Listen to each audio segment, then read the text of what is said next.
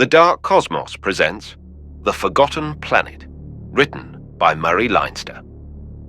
This classic dark sci-fi tale was first published in 1954. Sit back, relax, and unwind for the next several hours with this classic sci-fi story that features a protagonist that embarks on a perilous journey across an unforgiving alien landscape. Are you ready? Let's begin. Chapter 1. Mad Planet. In all his lifetime of perhaps 20 years, it had never occurred to Burl to wonder what his grandfather had thought about his surroundings. The grandfather had come to an untimely end in a fashion which Burl remembered as a succession of screams coming more and more faintly to his ears while he was being carried away at the topmost speed of which his mother was capable. Burl had rarely or never thought of his grandfather since. Surely he had never wondered what his great-grandfather had thought, and most surely of all he never speculated upon what his many times removed great-grandfather had thought when his lifeboat landed from the Icarus. Burl had never heard of the Icarus. He had done very little thinking of any sort. When he did think, it was mostly agonized effort to contrive a way to escape some immediate and paralyzing danger. When horror did not press upon him, it was better not to think, because there wasn't much but horror to think about. At the moment, he was treading cautiously over a brownish carpet of fungus, creeping furtively toward the stream, which he knew only by the generic name of water. It was the only water he knew. Towering far above his head, 3 man-heights high, great toadstools hid the grey sky from his sight.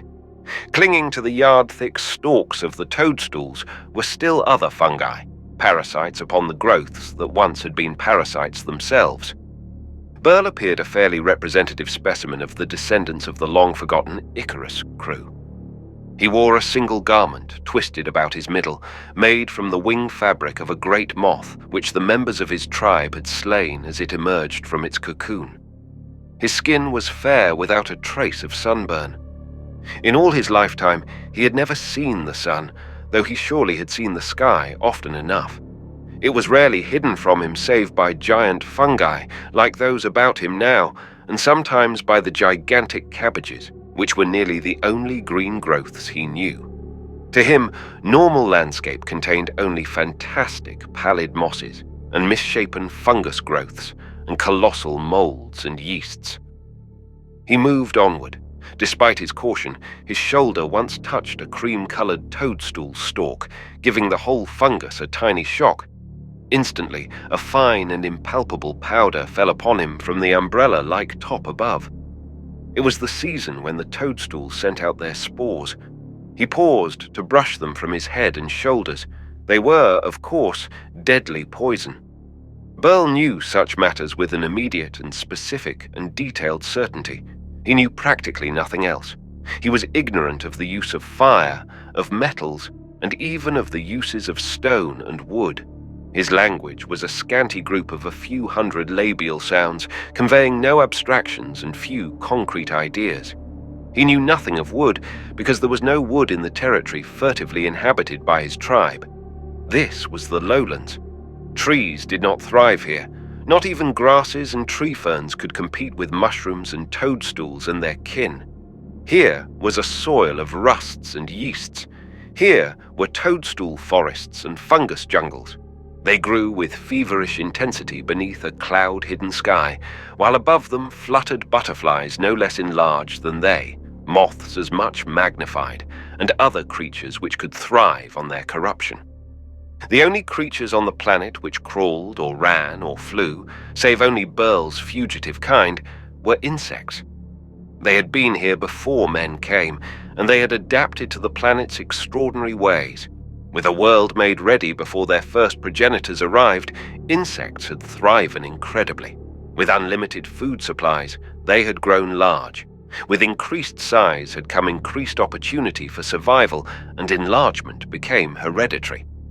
Other than fungoid growths, the solitary vegetables were the sports of unstable varieties of the plants left behind by the ludrid. There were enormous cabbages, with leaves the size of ship sails. on which stolid grubs and caterpillars ate themselves to maturity and then swung below in strong cocoons to sleep the sleep of metamorphosis. The tiniest butterflies of Earth had increased their size here until their wings spread feet across, and some, like the emperor moths, stretched out purple wings which were yards in span. Burl himself would have been dwarfed beneath a great moth's wing, but he wore a gaudy fabric made of one. The moths and giant butterflies were harmless to men. Burl's fellow tribesmen sometimes came upon a cocoon when it was just about to open, and if they dared, they waited timorously beside it until the creature inside broke through its sleeping shell and came out into the light. Then, before it gathered energy from the air, and before its wings swelled to strength and firmness, the tribesmen fell upon it. They tore the delicate wings from its body and the still flaccid limbs from their places, and when it lay helpless before them, they fled away to feast on its juicy, meat-filled limbs. They dared not linger, of course. They left their prey helpless, staring strangely at the world about it through its many-faceted eyes, before the scavengers came to contest its ownership. If nothing more deadly appeared, surely the ants would come. Some of them were only inches long, but others were the size of fox terriers. All of them had to be avoided by men. They would carry the moth carcass away to their underground cities, triumphantly, in shreds and morsels. But most of the insect world was neither so helpless nor so unthreatening. Burl knew of wasps almost the length of his own body, with stings that were instantly fatal. To every species of wasp, however, some other insect is predestined prey. Wasps need not be dreaded too much, and bees were similarly aloof. They were hard put to it for existence, those bees.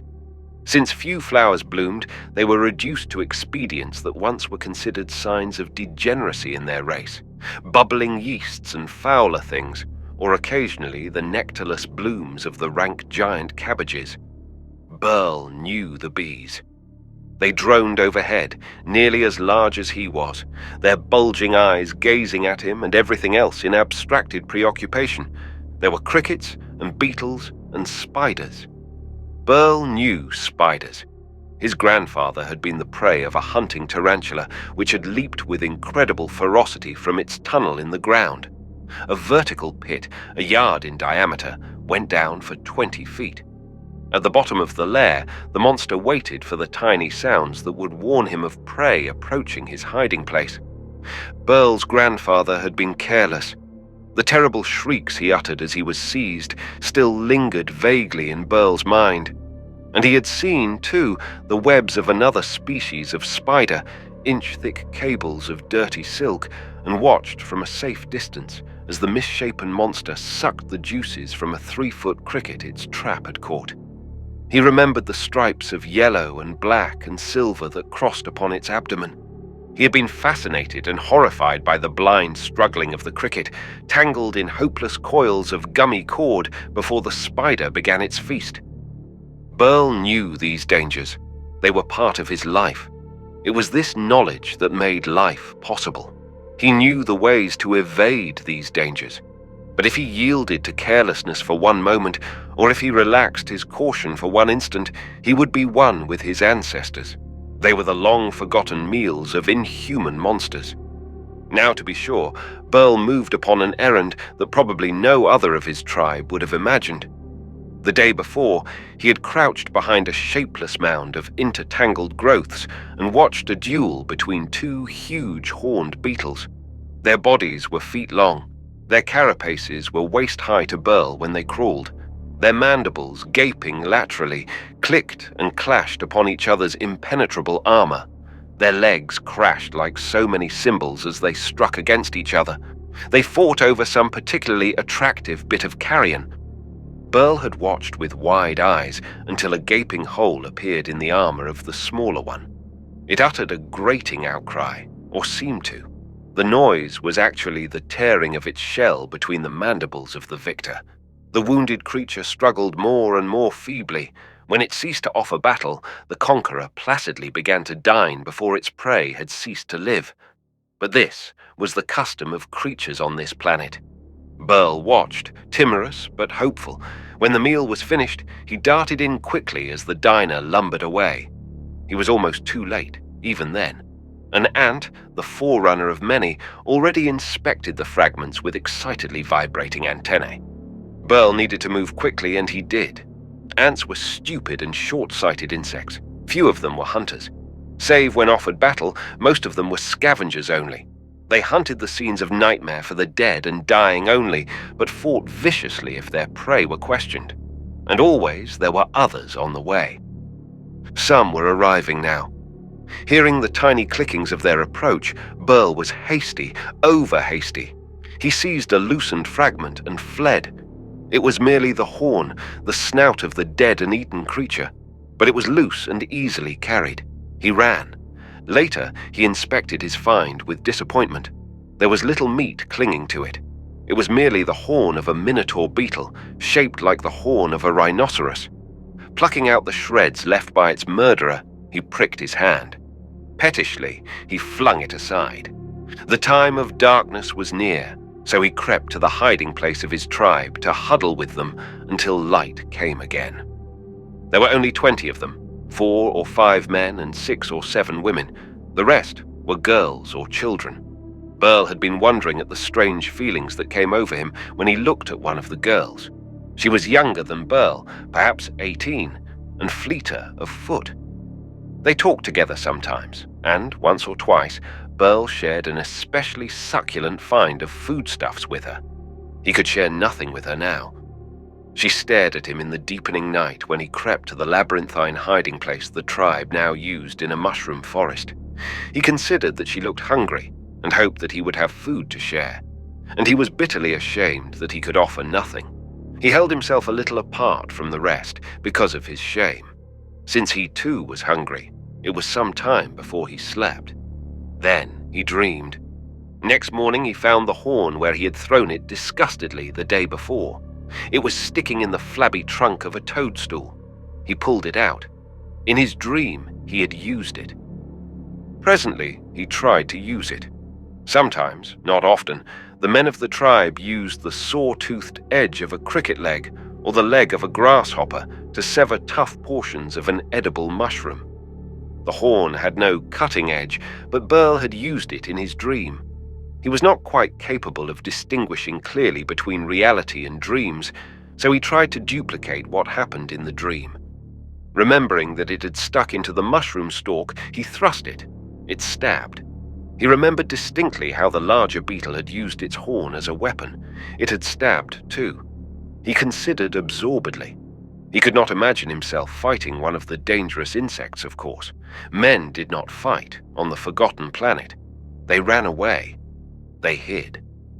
But somehow Burl formed a fantastic picture of himself stabbing food with this horn as he had stabbed a mushroom. It was longer than his arm, and though naturally clumsy in his hand, it would have been a deadly weapon in the grip of a man prepared to do battle. Battle did not occur to Burl, but the idea of stabbing food with it was clear. There could be food that would not fight back. Presently, he had an inspiration. His face brightened. He began to make his way toward the tiny river that ran across the plain in which the tribe of humans lived by foraging in competition with the ants. Yellow-bellied newts, big enough to be lusted for, swam in its waters. The swimming larvae of 1,000 kinds of creatures floated on the sluggish surface or crawled over the bottom. There were deadly things there too. Giant crayfish snapped their claws at the unwary. One of them could sever Burl's arm with ease. Mosquitoes sometimes hummed high above the river. Mosquitoes had a 4-inch wingspread now, though they were dying out for lack of plant juices on which the males of their species fed. But they were formidable. Burl had learned to crush them between fragments of fungus. He crept slowly through the forest of toadstools. What should have been grass underfoot was brownish rust. Orange and red and purple molds clustered about the bases of the creamy mushroom trunks. Once, Burl paused to run his weapon through a fleshy column and reassure himself that what he planned was possible. He made his way furtively through the bulbous growths. Once he heard clickings and froze to stillness. 4 or 5 ants, minims only 8 inches long, were returning by an habitual pathway to their city. They moved sturdily along, heavily laden, over the route marked by the scent of formic acid left by their fellow townsmen. Burl waited until they had passed, then went on. He came to the bank of the river. It flowed slowly, green scum covering a great deal of its surface in the backwaters, occasionally broken by a slowly enlarging bubble released from decomposing matter on the bottom. In the center of the stream, the current ran a little more swiftly, and the water itself seemed clear. Over it ran many water spiders. They had not shared in the general increase of size in the insect world. Depending as they did on the surface tension of the water for support, to have grown larger and heavier would have destroyed them. Burl surveyed the scene. His search was 4 parts for danger and only 1 part for a way to test his brilliant notion, but that was natural. Where he stood, the green scum covered the stream for many yards. Downriver a little, though, the current came closer to the bank. Here he could not see whatever swam or crawled or wriggled underwater. There he might. There was an outcropping rock forming a support for crawling stuff, which in turn supported shelf fungi making wide steps almost down to the water's edge. Burl was making his way cautiously toward them when he saw one of the edible mushrooms which formed so large a part of his diet. He paused to break off a flabby white piece, large enough to feed him for many days. It was the custom of his people, when they found a store of food, to hide with it and not venture out again to danger until it was all eaten. Burl was tempted to do just that with his booty. He could give Sire of this food, and they would eat together. They might hide together until it was all consumed. But there was a swirling in the water under the descending platforms of shelf fungi. A very remarkable sensation came to Burl. He may have been the only man in many generations to be aware of the high ambition to stab something to eat.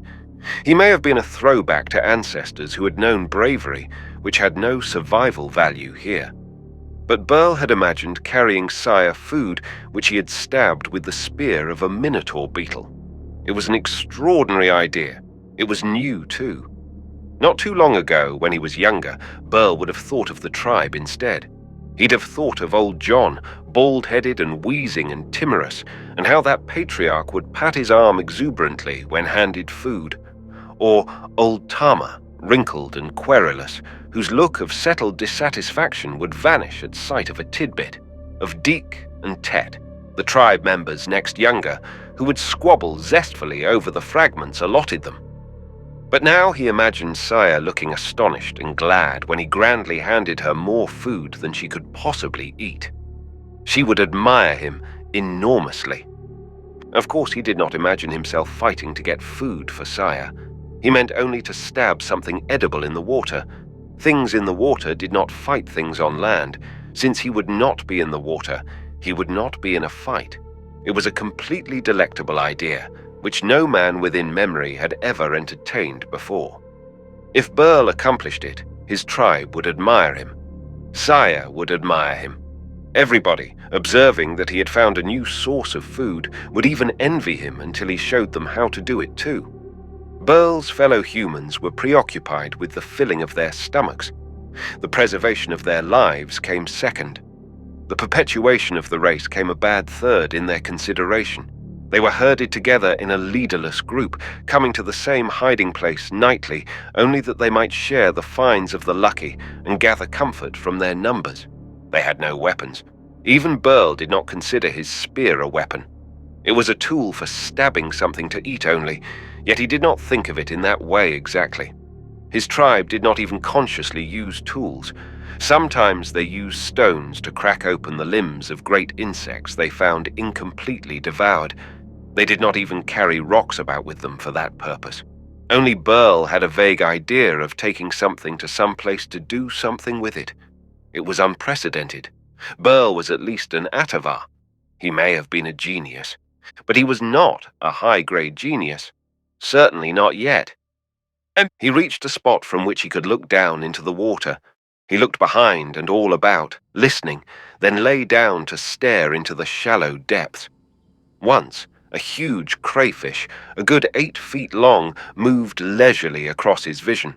Small fishes and even huge newts fled before it. After a long time, the normal course of underwater life resumed. The wriggling caddisflies in their quaintly ambitious houses reappeared. Little flecks of silver swam into view, a school of tiny fish. Then a larger fish appeared, moving slowly in the stream. Burl's eyes glistened, his mouth watered. He reached down with his long weapon. It barely broke through the still surface of the water below.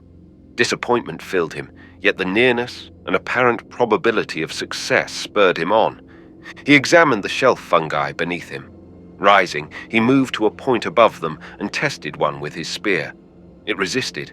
Burl felt about tentatively with his foot, then dared to put his whole weight on the topmost. It held firmly.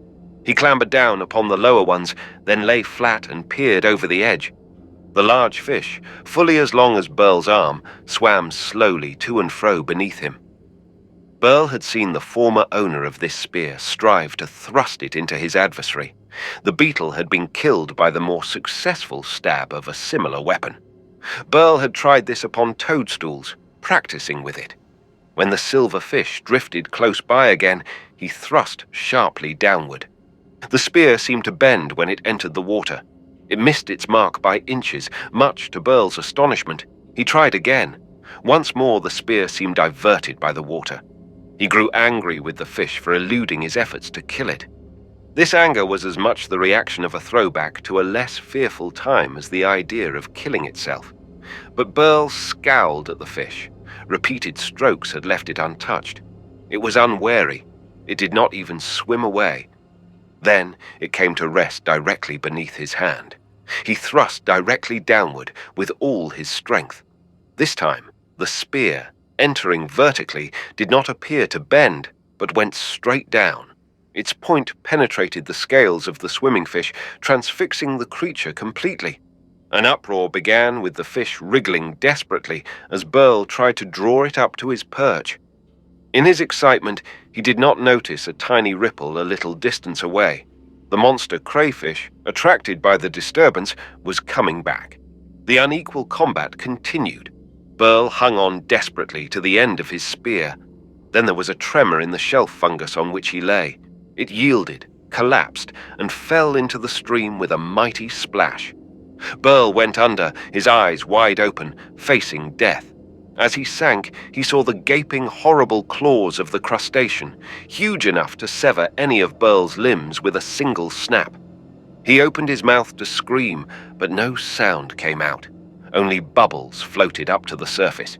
He beat the unresisting fluid in a frenzy of horror with his hands and feet as the colossal crayfish leisurely approached.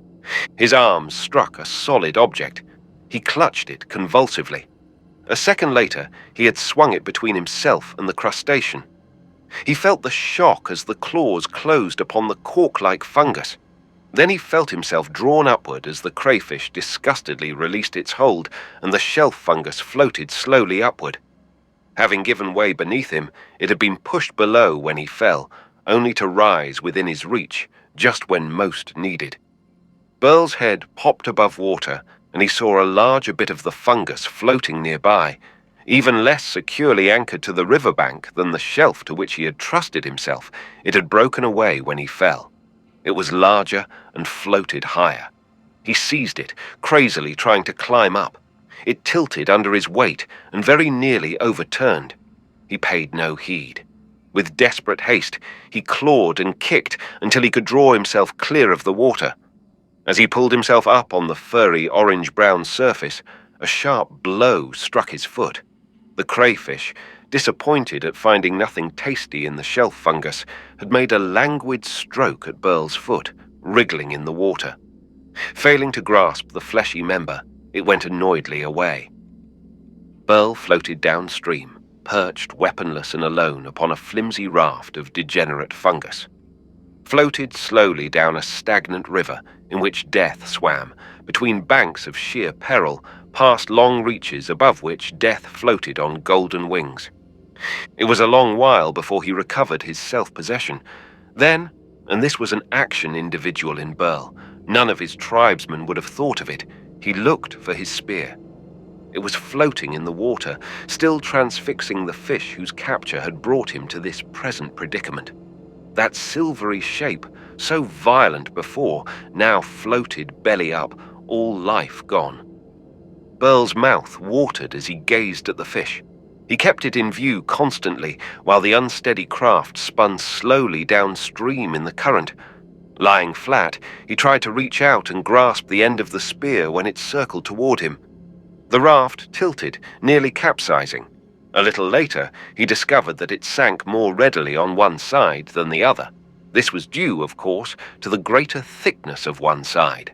The part next to the riverbank had been thicker and was, therefore, more buoyant.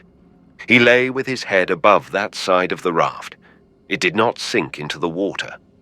Wriggling as far to the edge as he dared, he reached out and out.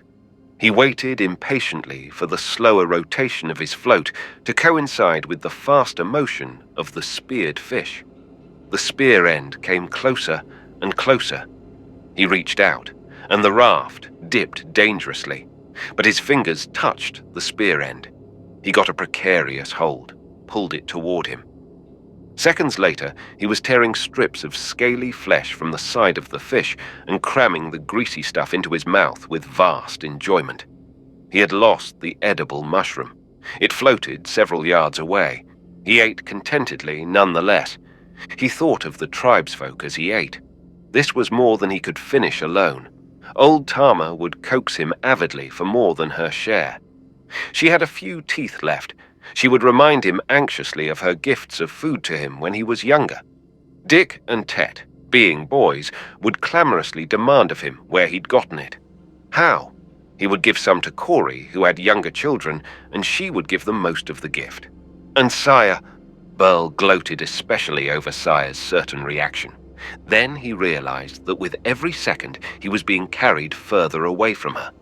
The nearer riverbank moved past him. He could tell by the motion of the vividly colored growths upon the shore. Overhead, the sun was merely a brighter patch in the haze-filled sky. In the pinkish light all about, Burl looked for the familiar and did not find it, and dolefully knew that he was remote from Sire and going farther all the time. There were a multitude of flying objects to be seen in the miasmatic air. In the daytime, a thin mist always hung above the lowlands. Burl had never seen any object as much as 3 miles distant. The air was never clear enough to permit it, but there was much to be seen even within the limiting mist. Now and then, a cricket or a grasshopper made its bullet-like flight from one spot to another. Huge butterflies fluttered gaily above the silent, loathsome ground. Bees lumbered anxiously about, seeking the cross-shaped flowers of the giant cabbages which grew so rarely. Occasionally, a slender-waisted, yellow-bellied wasp flashed swiftly by. But Burl did not heed any of them. Sitting dismally upon his fungus raft, floating in midstream, an incongruous figure of pink skin and luridly tinted loincloth, with a greasy dead fish beside him, he was filled with a panicky anguish, because the river carried him away from the one girl of his tiny tribe, whose glances roused a commotion in his breast. The day wore on. Once, he saw a band of large Amazon ants moving briskly over a carpet of blue-green mold to raid the city of a species of black ants. The eggs they would carry away from the city would hatch, and the small black creatures would become the slaves of the brigands who had stolen them. Later, strangely shaped, swollen branches drifted slowly into view. They were outlined sharply against the steaming mist behind them. He knew what they were, a hard-rinded fungus growing upon itself in peculiar mockery of the trees which Burl had never seen, because no trees could survive the conditions of the lowland. Much later, as the day drew to an end, Burl ate again of the oily fish. The taste was pleasant compared to the insipid mushrooms he usually ate. Even though he stuffed himself, the fish was so large that the greater part remained still uneaten. The spear was beside him. Although it had brought him trouble, he still associated it with the food it had secured, rather than the difficulty into which it had led him. When he had eaten his fill, He picked it up to examine again. The oil-covered point remained as sharp as before. Not daring to use it again from so unsteady a raft, he set it aside as he stripped a sinew from his loincloth to hang the fish around his neck. This would leave his arms free. Then he sat cross-legged, fumbling with the spear as he watched the shores go past. Chapter 2. A Man Escapes. It was near to sunset. Burl had never seen the sun, so it did not occur to him to think of the coming of night as the setting of anything. To him, it was the letting down of darkness from the sky. The process was invariable. Overhead, there was always a thick and unbroken bank of vapor which seemed featureless until sunset. Then, toward the west, the brightness overhead turned orange and then pink, while to the east it simply faded to a deeper gray. As nightfall progressed, the red colorings grew deeper, moving toward mid-sky. Ultimately, scattered blotches of darkness began to spot that reddening sky as it grew darker in tone, going down toward that impossible redness which is indistinguishable from black. It was slowly achieving that redness. Today, Burl watched as never before. On the oily surface of the river, the colors and shadings of dusk were reflected with incredible faithfulness. The round tops of toadstools along the shore glowed pink.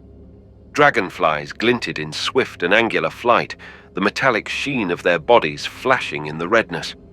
Great yellow butterflies sailed lightly above the stream.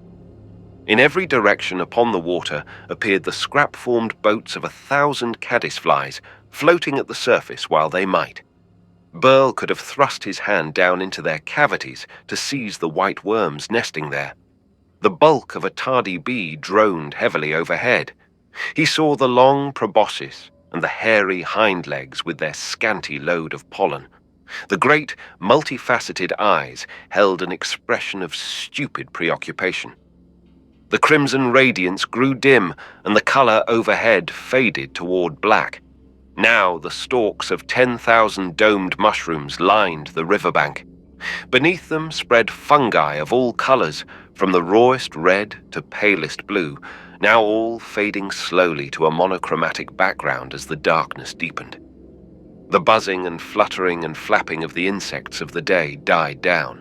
From a million hiding places there crept out, into the night, the soft and furry bodies of great moths who preened themselves and smoothed their feathery antennae before taking to the air. The strong-limbed crickets set up their thunderous noise, grown gravely bass with the increasing size of the noise-making organs. Then there began to gather on the water those slender spirals of deeper mist which would presently blanket the stream in fog. Night arrived. The clouds above grew wholly black. Gradually the languid fall of large, warm raindrops, they would fall all through the night, began. The edge of the stream became a place where disks of cold blue flame appeared. The mushrooms on the riverbank were faintly phosphorescent, shedding a ghostly light over the ground below them. Here and there, lambent, chilly flames appeared in mid-air, drifting idly above the festering earth. On other planets, men call them will-o'-the-wisps, but on this planet, mankind had no name for them at all. Then huge, pulsating glows appeared in the blackness, fireflies that Burl knew to be as long as his spear. They glided slowly through the darkness over the stream, shedding intermittent light over Burl, crouched on his drifting raft. On the shore, too, tiny paired lights glowed eagerly upward as the wingless females of the species crawled to where their signals could be seen. And there were other glowing things. Foxfire burned in the night, consuming nothing. Even the water of the river glowed with marine organisms, adapted to fresh water here, contributing their mites of brilliance. The air was full of flying creatures. The beat of invisible wings came through the night. Above, about, on every side, the swarming, feverish life of the insect world went on ceaselessly, while Burl rocked back and forth upon his unstable raft, wanting to weep because he was being carried farther away from Sire, whom he could picture looking for him, now among the hidden, furtive members of the tribe. About him, sounded the discordant, machine-like mating cries of creatures trying to serve life in the midst of death, and the horrible noises of those who met death and were devoured in the dark. Burl was accustomed to such tumult, but he was not accustomed to such despair as he felt at being lost from sire of the swift feet and white teeth and shy smile. He lay disconsolate on his bobbing craft for the greater part of the night. It was long past midnight when the raft struck gently, swung, and then remained grounded upon a shallow in the stream. When light came back in the morning, Burl gazed about him fearfully. He was some 20 yards from the shore, and thick, greenish scum surrounded his disintegrating vessel. The river had widened greatly until the opposite bank was hidden in the morning mist, but the nearer shore seemed firm and no more full of dangers than the territory inhabited by Burl's tribe. He tested the depth of the water with his spear, struck by the multiple usefulness of the weapon. The water was no more than ankle deep. Shivering a little, Burl stepped down into the green scum and made for the shore at top speed. He felt something soft clinging to his bare foot. With a frantic rush, he ran even faster and stumbled upon the shore with horror not at his heels but on one. He stared down at his foot. A shapeless, flesh-colored pad clung to the skin. As he watched, it swelled visibly, the pink folds becoming a deeper shade. It was no more than a leash, the size of his palm, sharing in the enlargement nearly all the insect and fungoid world had undergone, but Burl did not know that. He thrust at it with the edge of his spear, scraping it frantically away. As it fell off, Burl stared in horror, first at the blotch of blood on his foot, then at the thing writhing and pulsating on the ground. He fled. A short while later, he stumbled into one of the familiar toadstool forests and paused uncertainly. The towering toadstools were not strange to Burl. He fell to eating. The sight of food always produced hunger in him, a provision of nature to make up for the lack of any instinct to store food away. In human beings, the storage of food has to be dictated by intellect. The lower orders of creatures are not required to think. Even eating, though, Burl's heart was small within him. He was far from his tribe and sire. By the measurements of his remotest ancestors, no more than 40 miles separated them. But Burl did not think in such terms. He'd never had occasion to do so. He'd come down the river to a far land filled with unknown dangers, and he was alone. All about him was food, an excellent reason for gladness. But being solitary was reason enough for distress. Although Burl was a creature to whom reflection was normally of no especial value, and therefore not practiced in thought, this was a situation providing an emotional paradox. A good fourth of the mushrooms in this particular forest were edible. Burl should have gloated over this vast stock of food, but he was isolated, alone. In particular, he was far away from sire, therefore he should have wept. But he could not gloat because he was away from sire, and he could not mourn because he was surrounded by food. He was subject to a stimulus to which apparently only humankind can respond, an emotional dilemma. Other creatures can respond to objective situations where there is the need to choose a course of action, flight or fighting, hiding or pursuit. But only man can be disturbed by not knowing which of two emotions to feel. Burl had reason to feel two entirely different emotional states at the same time. He had to resolve the paradox.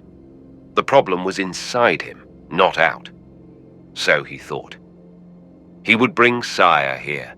He would bring her and the tribe to this place where there was food in vast quantity. Instantly, pictures flooded into his mind. He could actually see old John, his bald head naked as a mushroom itself, stuffing his belly with the food which was so plentiful here. He imagined Corey feeding her children, Tama's complaints stilled by mouthfuls of food, Tet and Dick stuffed to repletion, throwing scraps of foodstuff at each other. He pictured the tribe zestfully feasting. And sire would be very glad. It was remarkable that Burl was able to think of his feelings instead of his sensations.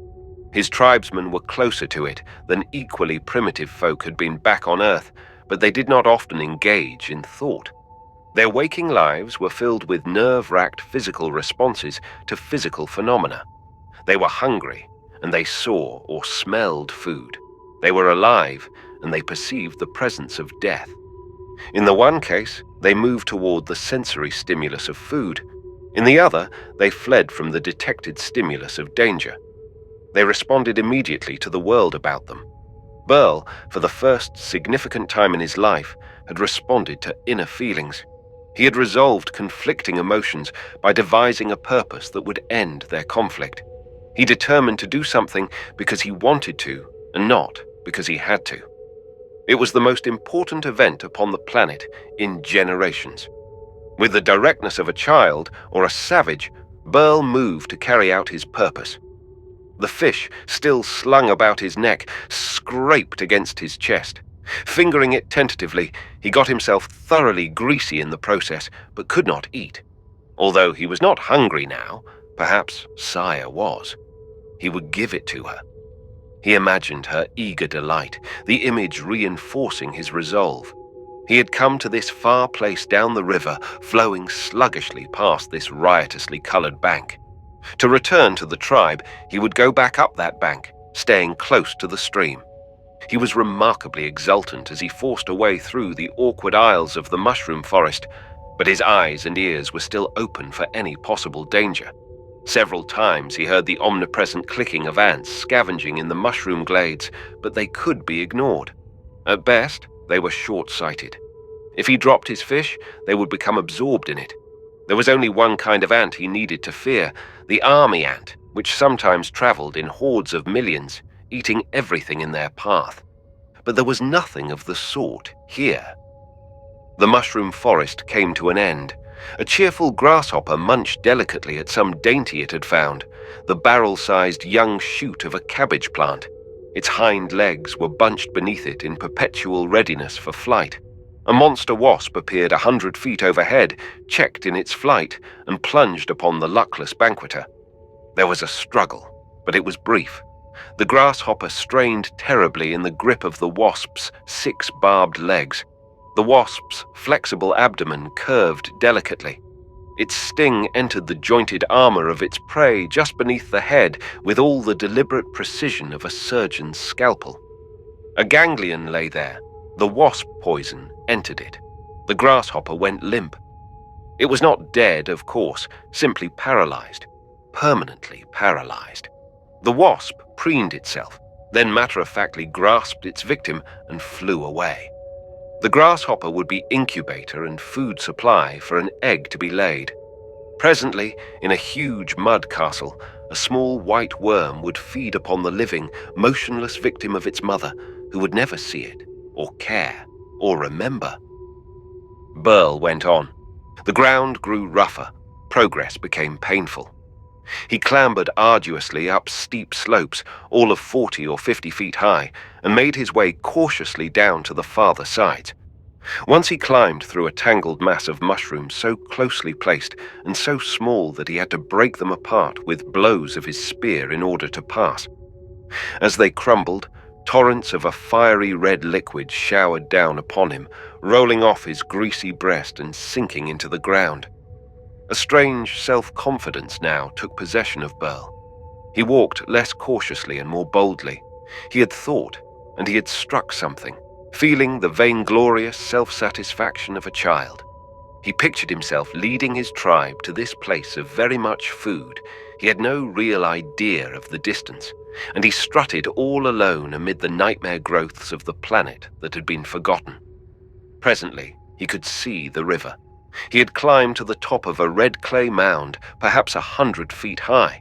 One side was crumbled where the river overflowed. At some past flood time, the water had lapped at the base of the cliff along which Burl was strutting. But now there was a quarter-mile of space between himself and the water. And there was something else in mid-air. The cliffside was thickly coated with fungi in a riotous confusion of white and yellow and orange and green. From a point halfway up the cliff, the inch-thick cable of a spider web stretched down to anchorage on the ground below. There were other cables beyond this one, and circling about their radial pattern, the snare cords of the web formed a perfect logarithmic spiral. Somewhere among the fungi of the cliffside, the huge spider who had built this web awaited the entrapment of prey. When some unfortunate creature struggled frenziedly in its snare, it would emerge. Until then, it waited in a motionless, implacable patience, utterly certain of victims, utterly merciless to them. Burl strutted on the edge of the cliff, a rather foolish, pink-skinned creature with an oily fish slung about his neck and the draggled fragment of moth's wing draping his middle. He waved the long shard of beetle armor exultantly above his head. The activity was not very sensible. It served no purpose. But if Burl was a genius among his fellows, then he still had a great deal to learn before his genius would be effective. Now he looked down scornfully upon the shining white trap below. He had struck a fish, killing it.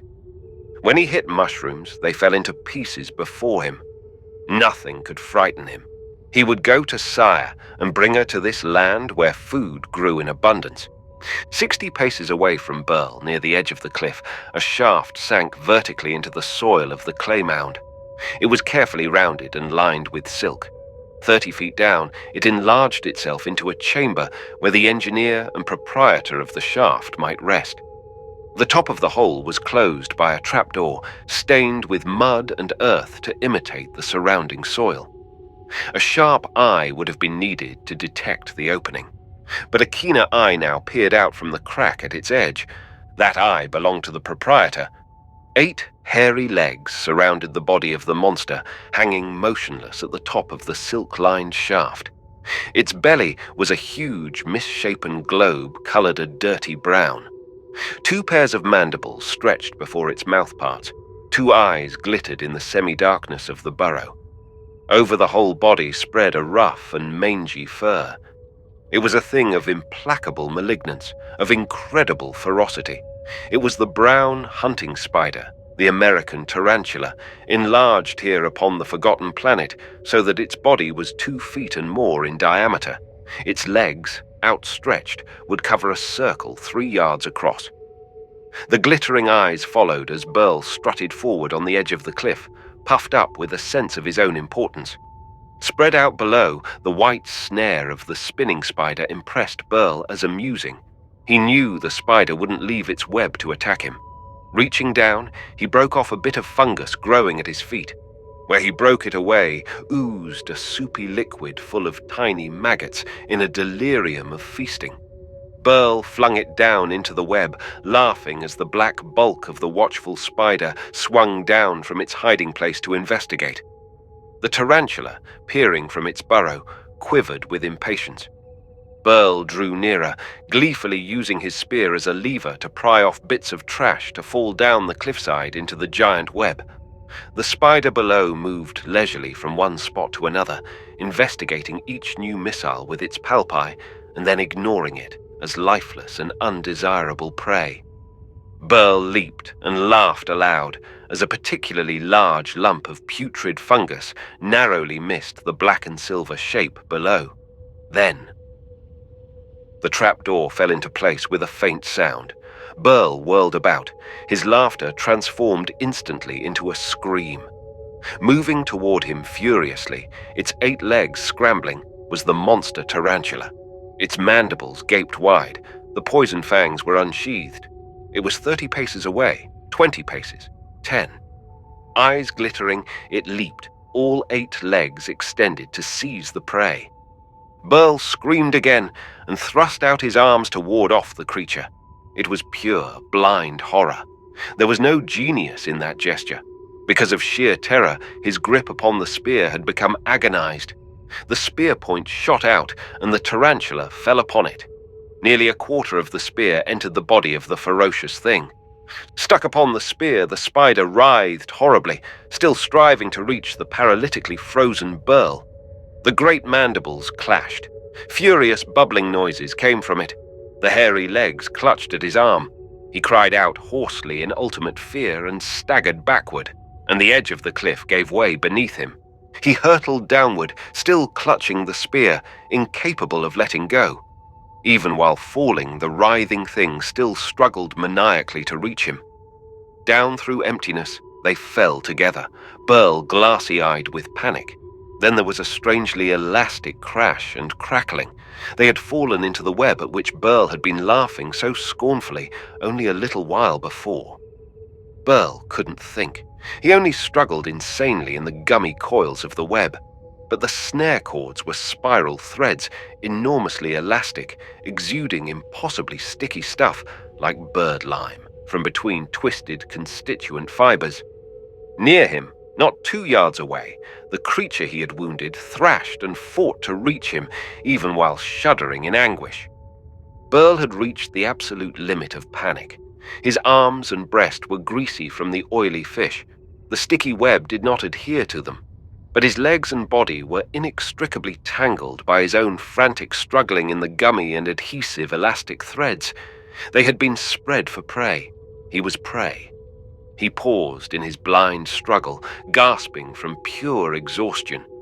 Then he saw, not 5 yards away, the silvery and black monster he had mocked so recently, now patiently waiting for him to cease his struggles. The tarantula and the man were one to its eyes, one struggling thing that had fallen opportunely into its trap. They were moving but feebly now. The web spider advanced delicately, swinging its huge bulk nimbly, paying out a silken cable behind it as it approached. Burl's arms were free. He waved them wildly, shrieking at the monster. The spider paused. Burl's moving arms suggested mandibles that might wound. Spiders take few chances. This one drew near cautiously, then stopped. Its spinnerets became busy, and with one of its 8 legs used like an arm, it flung a sheet of gummy silk impartially over the tarantula and the man. Burl fought against the descending shroud. He strove to thrust it away futilely. Within minutes, he was completely covered in a coarse, silken fabric that hid even the light from his eyes. He and his enemy, the monstrous tarantula, were beneath the same covering. The tarantula moved feebly. The shower ceased. The web spider had decided they were helpless. Then Burl felt the cables of the web give slightly as the spider approached to sting and suck the juices from its prey. The web yielded gently. Burl froze in an ecstasy of horror, but the tarantula still writhed in agony upon the spear, piercing it. It clashed its jaws, shuddering upon the horny shaft. Burl waited for the poison fangs to be thrust into him. He knew the process. He had seen the leisurely fashion in which the web spider delicately stung its victim, then withdrew to wait with horrible patience for the poison to take effect. When the victim no longer struggled, it drew near again to suck out the juices first from one joint or limb, and then from another, leaving a creature once vibrant with life, a shrunken, withered husk, to be flung from the web at nightfall. The bloated monstrosity now moved meditatively about the double object swathed in silk. Only the tarantula stirred. Its bulbous abdomen stirred the concealing shroud. It throbbed faintly as it still struggled with the spear in its vitals. The irregularly rounded projection was an obvious target for the web spider. It moved quickly forward. With fine, merciless precision, it stung. The tarantula seemed to go mad with pain. Its legs struck out purposelessly in horrible gestures of delirious suffering. Burl screamed as a leg touched him. He struggled no less wildly. His arms and head were enclosed by the folds of silk, but not glued to it because of the grease. Clutching at the cords, he tried desperately to draw himself away from his deadly neighbor. The threads wouldn't break, but they did separate. A tiny opening appeared. One of the tarantula's horribly writhing legs touched him again. With a strength born of utter panic, he hauled himself away, and the opening enlarged. Another lunge and Burl's head emerged into the open air. He was suspended 20 feet above the ground, which was almost carpeted with the chitinous remains of past victims of this same web. Burl's head and breast and arms were free. The fish slung over his shoulder had shed its oil upon him impartially. but the lower part of his body was held firm by the viscous gumminess of the web spider's cord. It was vastly more adhesive than any bird lime ever made by men. He hung in the little window for a moment, despairing. Then he saw the bulk of his captor a little distance away, waiting patiently for its poison to work and its prey to cease struggling. The tarantula was no more than shuddering now. Soon it would be quite still, and the black-bellied creature would approach for its meal. Burl withdrew his head and thrust desperately at the sticky stuff about his loins and legs. The oil upon his hands kept them free. The silk shroud gave a little. Burl grasped at the thought as at a straw. He grasped the fish and tore it, pushing frantically at his own body with the now rancid, scaly, odorous mass. He scraped gum from his legs with the fish, smearing the rancid oils all over them in the process. He felt the web tremble again. To the spider, Burl's movements meant that its poison had not taken full effect. Another sting seemed to be necessary. This time, it would not insert its sting into the quiescent tarantula, but where there was still life. It would send its venom into Burl. He gasped and drew himself toward his window as if he would have pulled his legs from his body. His head emerged. His shoulders, half his body was out of the hole. The great spider surveyed him and made ready to cast more of its silken stuff upon him. The spinnerets became active. A leg gathered it up. The sticky stuff about Burl's feet gave way. He shot out of the opening and fell heavily, sprawling upon the earth below and crashing into the shrunken shell of a flying beetle that had blundered into the snare and not escaped as he had done. Burl rolled over and over and then sat up. An angry, foot-long ant stood before him, its mandibles extended threateningly, while a shrill stridulation filled the air. In ages past, back on Earth, where most ants were to be measured in fractions of an inch, the scientists had debated gravely whether their tribe possessed a cry. They believed that certain grooves upon the body of the insect, like those upon the great legs of the cricket, might be the means of making a sound too shrill for human ears to catch. It was greatly debated, but evidence was hard to obtain. Burl did not need evidence. He knew that the stridulation was caused by the insect before him, though he had never wondered how it was produced. The cry was emitted to summon other ants from its city, to help it in difficulty or good fortune. Harsh clicking sounded 50 or 60 feet away. Comrades were coming. And while only army ants were normally dangerous, any tribe of ants could be formidable when aroused. It was overwhelming enough to pull down and tear a man to shreds as a pack of infuriated fox terriers might do on Earth. Burl fled without further delay, nearly colliding with one of the web's anchor cables. Then he heard the shrill outcry subside. The ant, short-sighted as all its kind, no longer felt threatened. It went peacefully about the business Burl had interrupted.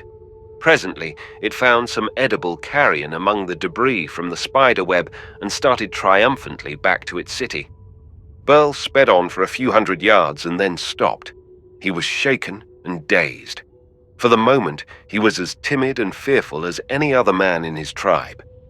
Presently, he would realize the full meaning of the unparalleled feat he had performed in escaping from the giant spider web while cloaked with folds of gummy silk.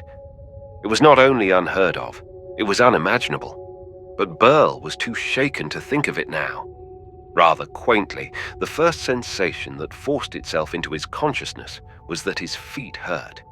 The gluey stuff from the web still stuck to his soles, picking up small objects as he went along. Old, ant-gnawed fragments of insect armor pricked him so persistently, even through his toughened foot soles, that he paused to scrape them away, staring fearfully about all the while. After a dozen steps more, he was forced to stop again. It was this nagging discomfort, rather than vanity or an emergency, which caused Burl to imagine, blunder into a new activity as epoch-making as anything else he had done. His brain had been uncommonly stimulated in the past 20-some hours. It had plunged him into at least one predicament because of his conceiving the idea of stabbing something, but it had also allowed him escape from another, even more terrifying one just now. In between, it had led to the devising of a purpose, the bringing of Sire here, though that decision was not so firmly fixed as it had been before the encounter with the web spider. Still, it had surely been reasoning of a sort that told him to grease his body with the fish. Otherwise, he would now be following the tarantula as a second course for the occupant of the web. Burl looked cautiously all about him. It seemed to be quite safe. Then, quite deliberately, he sat down to think. It was the first time in his life that he had ever deliberately contemplated a problem with the idea of finding an answer to it, and the notion of doing such a thing was epoch-making on this planet. He examined his foot. The sharp edges of pebbles and the remnants of insect armor hurt his feet when he walked. They had done so ever since he had been born, but never before had his feet been sticky, so that the irritation from one object persisted for more than a step. He carefully picked away each sharp-pointed fragment, one by one. Partly coated with the half-liquid gum, they even tended to cling to his fingers, except where the oil was thick. Burl's reasoning had been of the simplest sort. He had contemplated a situation, not deliberately, but because he had to, and presently his mind showed him a way out of it. It was a way specifically suited to the situation. Here, he faced something different. Presently, he applied the answer of one problem to a second problem. Oil on his body had let him go free of things that would stick to him. Here, things stuck to his feet, so he oiled them. And it worked. Burl strode away, almost, but not completely, untroubled by the bothersome pebbles and bits of discarded armor. Then he halted to regard himself with astonished appreciation. He was still 35 miles from his tribe. He was naked and unarmed, utterly ignorant of wood and fire and weapons other than the one he had lost. But he paused to observe with some awe that he was very wonderful indeed. He wanted to display himself, but his spear was gone. So Burl found it necessary to think again. And the remarkable thing about it was that he succeeded. In a surprisingly brief time, he had come up with a list of answers. He was naked, so he would find garments for himself. He was weaponless. He would find himself a spear. He was hungry, and he would seek food. Since he was far from his tribe, he would go to them. And this was, in a fashion, quite obviously thought. But it was not oblivious on the forgotten planet, because it had been futile up to now. The importance of such thought in the scheme of things was that men had not been thinking even so simply as this, living only from minute to minute. Burl was fumbling his way into a habit of thinking from problem to problem, and that was very important indeed. Even in the advanced civilization of other planets, few men really used their minds. The great majority of people depended on machines not only for computations, but decisions as well.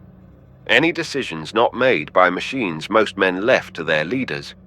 Burl's tribesfolk thought principally with their stomachs, making few, if any, decisions on any other basis, though they did act, very often, under the spur of fear. Fear-inspired actions, however, were not thought out. Burl was thinking out his actions. There would be consequences. He faced upstream and began to move again, slowly and warily, his eyes keenly searching out the way ahead, ears alert for the slightest sound of danger. Gigantic butterflies, riotous in coloring, fluttered overhead through the hazy air. Sometimes a grasshopper hurtled from one place to another like a projectile, its transparent wings beating frantically. Now and then, a wasp sped by, intent upon its hunting, or a bee droned heavily alone, anxious and worried, striving to gather pollen in a nearly flowerless world. Burl marched on. From somewhere far behind him came a very faint sound. It was a shrill noise, but very distant indeed. Absorbed in immediate and nearby matters, Burl took no heed. He had the limited local viewpoint of a child. What was near was important, and what was distant could be ignored. Anything not imminent still seemed to him insignificant, and he was preoccupied. The source of this sound was important, however. Its origin was a myriad of clickings compounded into a single noise. It was, in fact, the far-away but yet perceptible sound of army ants on the march. The locusts of Earth were very trivial nuisances compared to the army ants of this planet. Locusts in past ages on Earth had eaten all green things. Here in the lowlands were only giant cabbages and a few rank, tenacious growths. Grasshoppers were numerous here, but could never be thought of as a plague. They were incapable of multiplying to the size of locust hordes. Army ants, however. But Burl did not notice the sound. He moved forward briskly, though cautiously, searching the fungus landscape for any sign of garments, food, and weapons. He confidently expected to find all of them within a short distance. Indeed, he did find food very soon. No more than a half-mile ahead, he found a small cluster of edible fungi. With no special elation, Burl broke off a food supply from the largest of them. Naturally, he took more than he could possibly eat at one time. He went on, nibbling at a big piece of mushroom abstractedly, past a broad plain, more than a mile across and broken into odd little hillocks by gradually ripening mushrooms which were unfamiliar to him. In several places, the ground had been pushed aside by rounded objects, only the tips showing. Blood-red hemispheres seemed to be forcing themselves through the soil so they might reach the outer air. Careful not to touch any of them, Burl examined the hillocks curiously as he entered the plain. They were strange, and to Burl, most strange things meant danger. In any event, he had two conscious purposes now. He wanted garments and weapons. Above the plain, a wasp hovered, dangling a heavy object beneath its black belly, across which ran a single red band. It was the gigantic descendant of the hairy sand wasp, differing only in size from its faraway, remote ancestors on Earth. It was taking a paralyzed grey caterpillar to its burrow. Burl watched it drop down with the speed and sureness of an arrow, pull aside a heavy, flat stone, and descend into the burrow with its caterpillar prey momentarily laid aside. It vanished underground into a vertical shaft dug down 40 feet or more. It evidently inspected the refuge.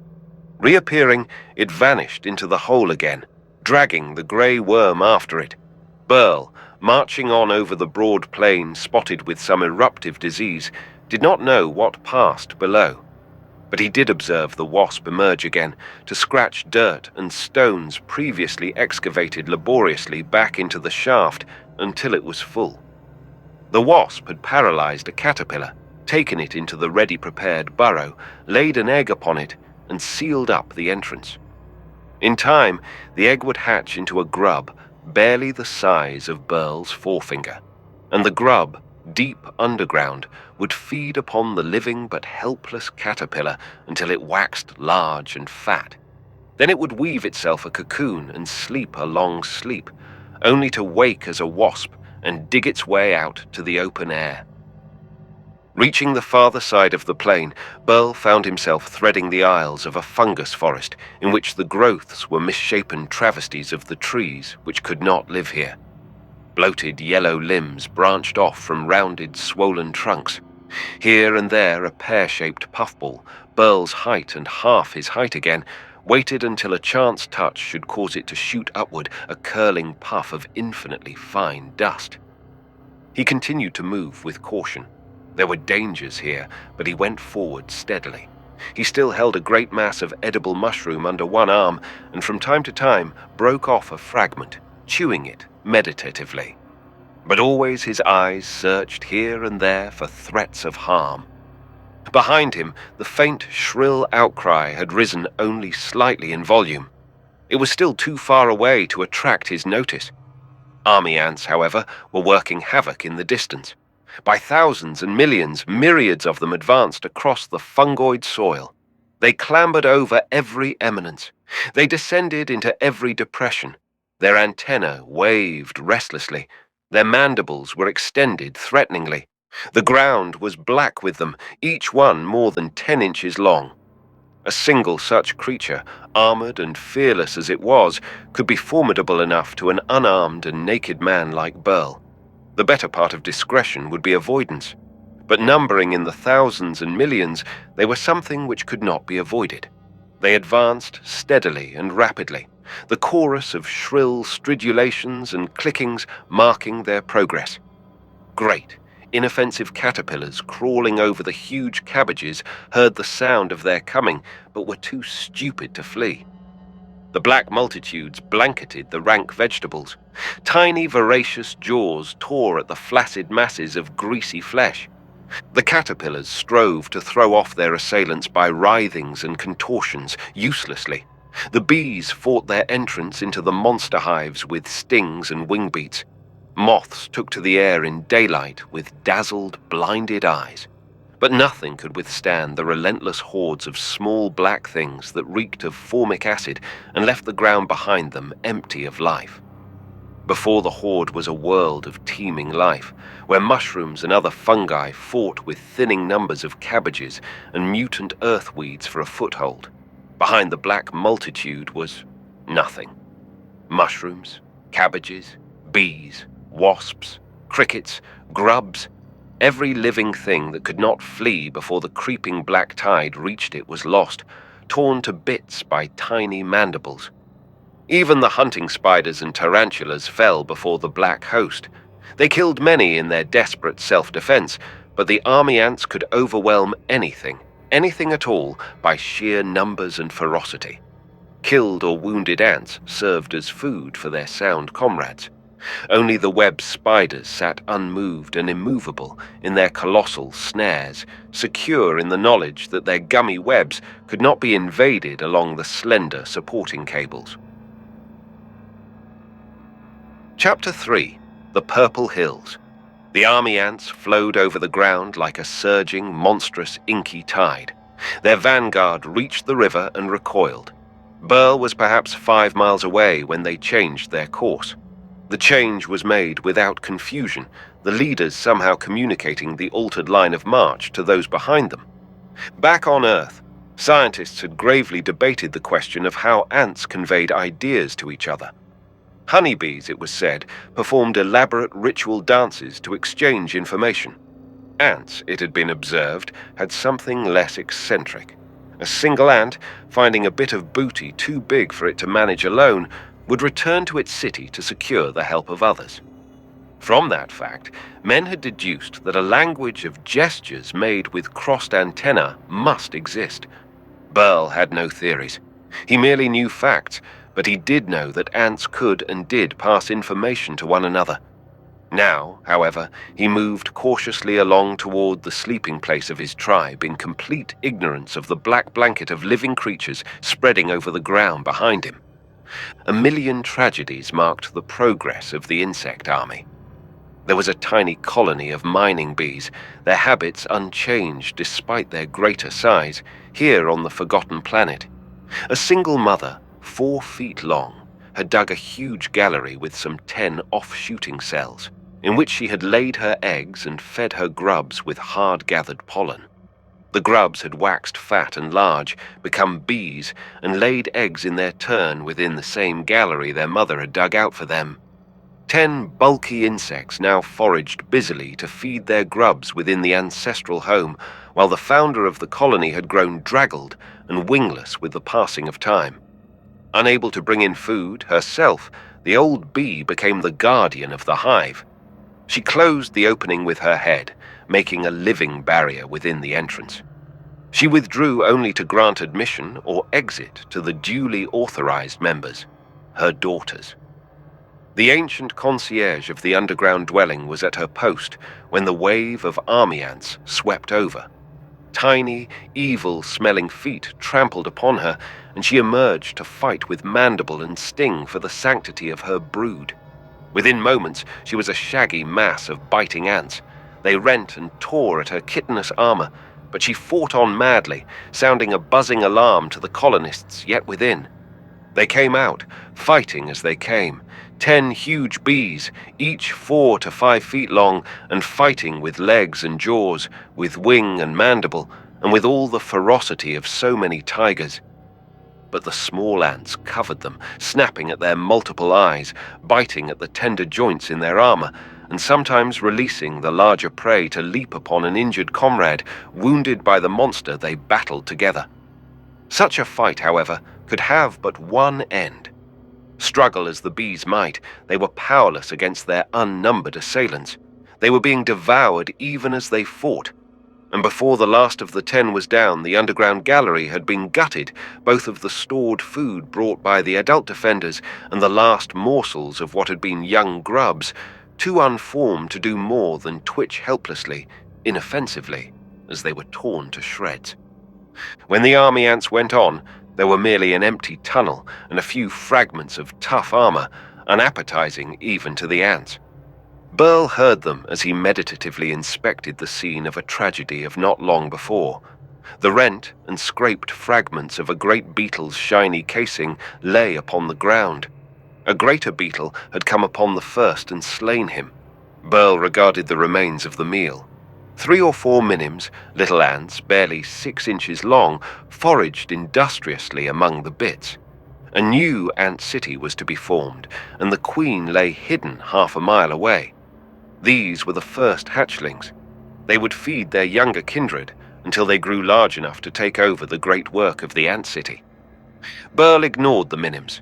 He searched for a weapon of some sort.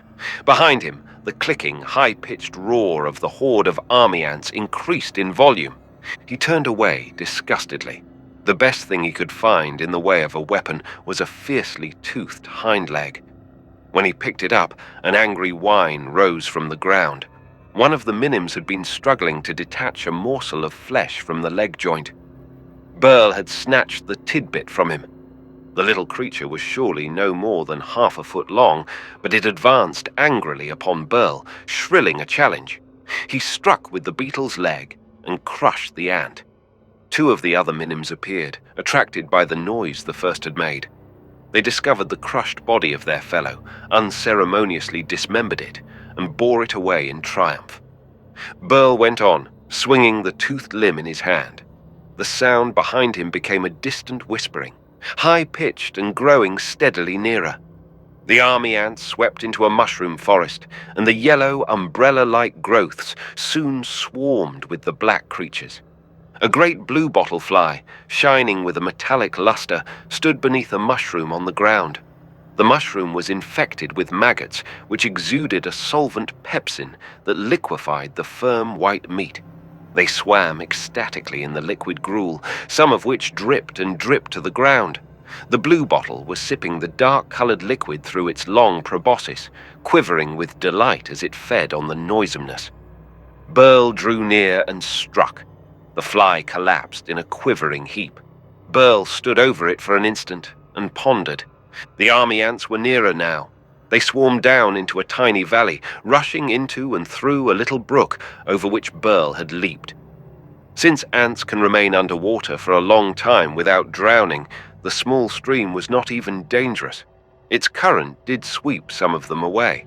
A great many of them, however, clung together until they chocked its flow by the mass of their bodies, the main force marching across the bridge they constituted. The ants reached a place about 1/4 of a mile to the left of Burl's line of march, perhaps a mile from the spot where he stood over the dead bluebottle. There was an expanse of some acres in which the giant rank cabbages had so far succeeded in their competition with the world of fungi. The pale, cross-shaped flowers of the cabbages formed food for many bees. The leaves fed numberless grubs and worms. Under the fallen-away dead foliage, single leaves were 20 feet across at their largest. Crickets hid and fed. The ant army flowed into this space, devouring every living thing it encountered. A terrible din arose. The crickets hurtled away in erratic leapings. They shot aimlessly in any direction.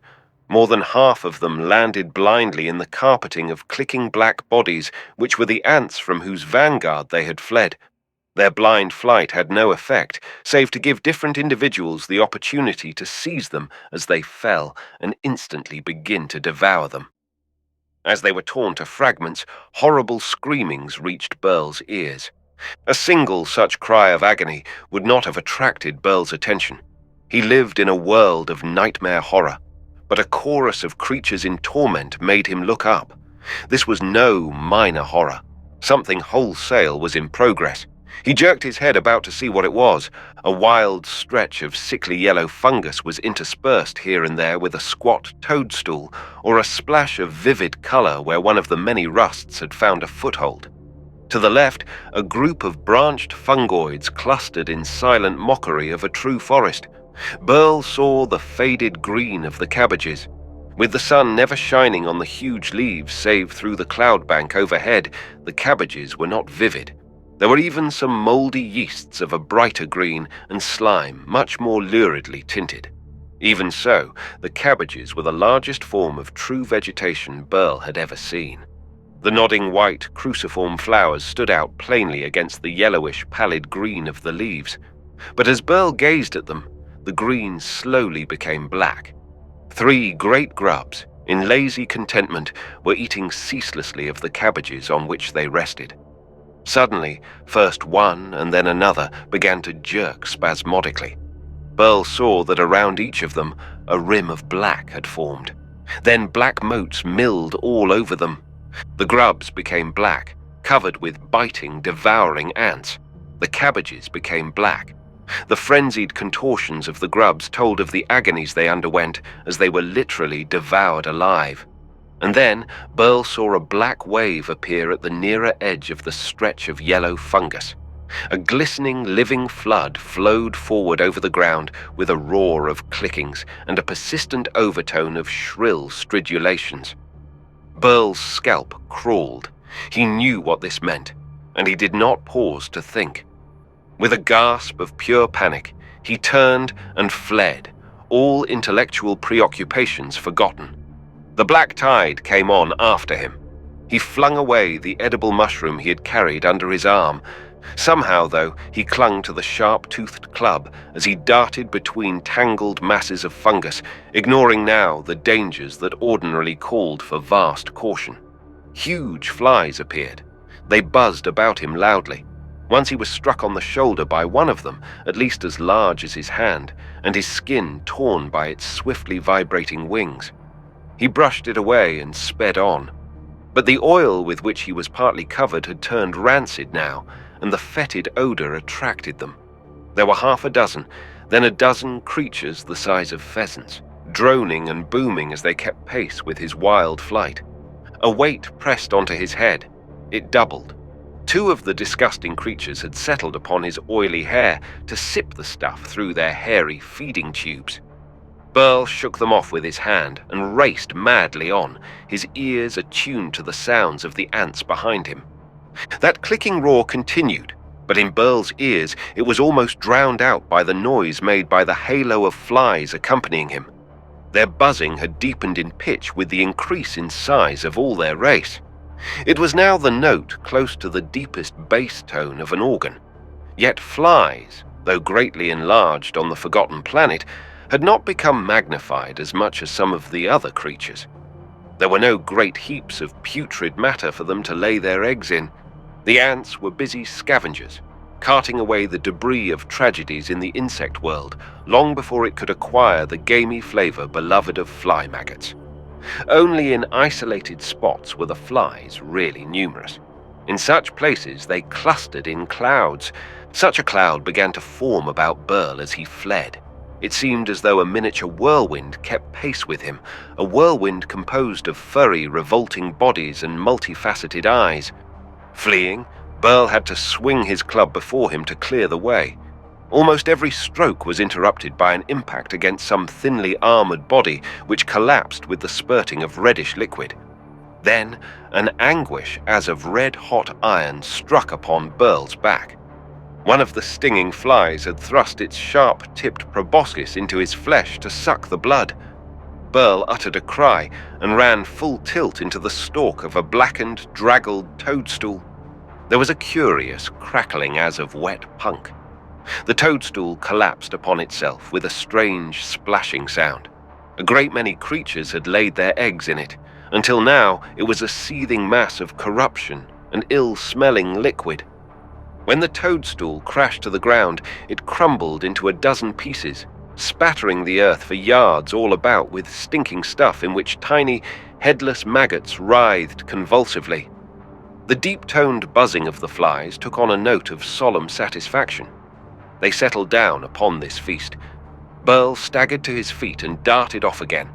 Now he was nothing but a minor attraction to the flies, only 3 or 4 bothering to come after him. The others settled by the edges of the splashing fluid, quickly absorbed in an ecstasy of feasting. The few still hovering about his head, Burl killed, but he did not have to smash them all. The remaining few descended to feast on their fallen comrades, twitching feebly at his feet. He ran on and passed beneath the wide-spreading leaves of an isolated giant cabbage.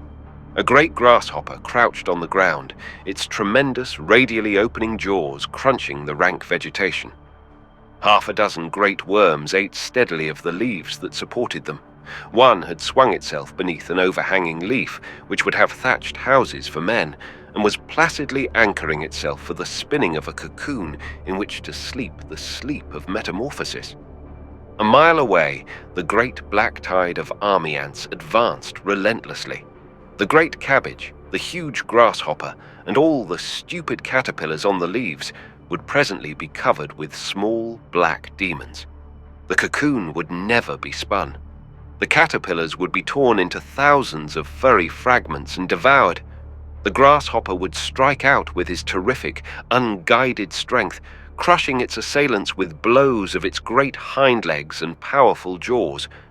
But it would die, making terrible sounds of torments as the ants consumed it piecemeal. The sound of the ants' advance overwhelmed all other noises now. Burl ran madly, his breath coming in great gasps, his eyes wide with panic. Alone of the world about him, he knew the danger that followed him. The insects he passed went about their business with that terrifying, abstracted efficiency found only in the insect world. Burl's heart pounded madly from his running, the breath whistled in his nostrils, and behind him the flood of army ants kept pace. They came upon the feasting flies. Some took to the air and escaped. Others were too absorbed in their delicious meal. The twitching maggots, stranded by the scattering of their soupy broth, were torn to shreds and eaten. The flies who were seized vanished into tiny maws, and the serried ranks of ants moved on. Burl could hear nothing else now but the clickings of their limbs and the stridulating challenges and cross-challenges they uttered. Now and then, another sound pierced the noises made by the ants themselves. A cricket, perhaps, seized and dying, uttering deep bass cries of agony. Before the horde, there was a busy world which teemed with life. Butterflies floated overhead on lazy wings. Grubs waxed fat and huge. Crickets feasted. Great spiders sat quietly in their lairs, waiting with implacable patience for prey to fall into the trapdoors and snares. Great beetles lumbered through the mushroom forests, seeking food and making love in monstrous, tragic fashion. Behind the wide front of the army ants was chaos, emptiness, desolation. All life save that of the army ants was exterminated, though some bewildered flying creatures still fluttered helplessly over the silent landscape. Yet even behind the army ants, little bands of stragglers from the horde marched busily here and there, seeking some trace of life that had been overlooked by the main body. Burl put forth his last ounce of strength. His limbs trembled. His breathing was agony. Sweat stood out upon his forehead. He ran for his life with the desperation of one who knows that death is at his heels. He ran as if his continued existence among the million tragedies of the single day were the purpose for which the universe had been created. There was redness in the west and in the cloud bank overhead. To the east, grey sky became a deeper grey, much deeper. It was not yet time for the creatures of the day to seek their hiding places, nor for the night insects to come forth. But in many secret spots there were vague and sleepy stirrings. Heedless of the approaching darkness, Burl sped over an open space 100 yards across. A thicket of beautifully golden mushrooms barred his way. Danger lay there. He dogged aside and saw in the grey dusk a glistening sheet of white, barely a yard above the ground. It was the web of the morning spider which, on Earth, was noted only in hedges and such places when the dew of earliest dawn exposed it as a patternless plate of diamond dust. There were anchor cables, of course, but no geometry. Tidy housewives, also on Earth, used to mop it out of corners as a filmy fabric of irritating gossamer. On the forgotten planet, it was a net with strength and bird-lime qualities that increased day by day as its spinner moved restlessly over the surface, always trailing sticky cord behind itself. Burl had no choice but to avoid it, even though he lost ground to the ant horde roaring behind him. And night was definitely on the way. It was inconceivable that a human should travel in the lowlands after dark. It literally could not be done over the normal nightmare terrain. Burl had not only to escape the army ants, but find a hiding place quickly if he was to see tomorrow's light. But he could not think so far ahead, just now. He blundered through a screen of puffballs that shot dusty powder toward the sky. Ahead, a range of strangely colored hills came into view, purple, green, black, and gold, melting into each other and branching off, inextricably mingled. They rose to a height of perhaps 60 or 70 feet. A curious grayish haze had gathered above them. It seemed to be a layer of thin vapor, not like mist or fog, clinging to certain parts of the hills, rising slowly to coil and gather into an indefinitely thicker mass above the ridges. The hills themselves were not geological features, but masses of fungus that had grown and cannibalized, piling up upon themselves to the thickness of carboniferous vegetation. Over the face of the hills grew every imaginable variety of yeast and mold and rust. They grew within and upon themselves, forming freakish conglomerations that piled up into a range of hills, stretching across the lunatic landscape for miles. Burl blundered up the nearest slope. Sometimes the surface was a hard rind that held him up. Sometimes his feet sank, perhaps inches, perhaps to mid-leg. He scrambled frantically, panting, gasping, staggering from the exhaustion of moving across the fungus quicksand. He made his way to the top of the first hill, plunged down into a little valley on the farther side, and up another slope. He left a clear trail behind him of disturbed and scurrying creatures that had inevitably found a home in the mass of living stuff. Small, sinuous centipedes scuttled here and there, roused by his passage. At the bottom of his footprints writhed fat white worms. Beetles popped into view and vanished again. A half-mile across the range and Burl could go no farther. He stumbled and fell and lay there, gasping hoarsely. Overhead, the grey sky had become a deep red, which was rapidly melting into that redness too deep to be seen except as black. But there was still some light from the west. Burl sobbed for breath in a little hollow, his sharp-toothed club still clasped in his hands. Something huge, with wings like sails, soared in silhouette against the sunset. Burl lay motionless, breathing in great gasps, his limbs refusing to lift him. The sound of the army ants continued. At last, above the crest of the last hillock he had surmounted, two tiny glistening antennae appeared, then the small, deadly shape of an army ant. The forerunner of its horde, it moved deliberately forward, waving its antennae ceaselessly. It made its way toward Burl, tiny clickings coming from its limbs. A little wisp of vapor swirled toward the ant. It was the vapor that had gathered over the whole range of hills as a thin, low cloud. It enveloped the ant, which seemed to be thrown into a strange convulsion, throwing itself about, legs moving aimlessly. If it had been an animal instead of an insect, it would have choked and gasped. But ants breathe through air holes in their abdomens. It writhed helplessly on the spongy stuff across which it had been moving. Burl was conscious of a strange sensation. His body felt remarkably warm. It felt hot. It was an unparalleled sensation, because Burl had no experience of fire or the heat of the sun. The only warmth he had ever known was when huddling together with his tribesmen in some hiding place to avoid the damp chill of the night. Then, the heat of their breath and flesh helped to combat discomfort. But this was a fiercer heat. It was intolerable. Burl moved his body with a tremendous effort, and for a moment, the fungus soil was cool beneath him. Then the sensation of hotness began again, and increased until Burl's skin was reddened and inflamed. The tenuous vapor, too, seemed to swirl his way. It made his lungs smart and his eyes water. He still breathed in painful gasps, but even that short period of rest had done him some good. But it was the heat that drove him to his feet again. He crawled painfully to the crest of the next hill. He looked back. This was the highest hill he had come upon, and he could see most of the purple range in the deep, deep dusk. Now he was more than halfway through the hills. He had barely a quarter-mile to go, northward. But east and west, the range of purple hills was a ceaseless, undulating mass of lifts and hollows, of ridges and spurs of all imaginable colorings. And at the tips of most of them were wisps of curling grey. From his position, he could see a long stretch of the hills not hidden by the surrounding darkness. Back along the way he had come, the army ants now swept up into the range of hills. Scouts and advance guard parties scurried here and there.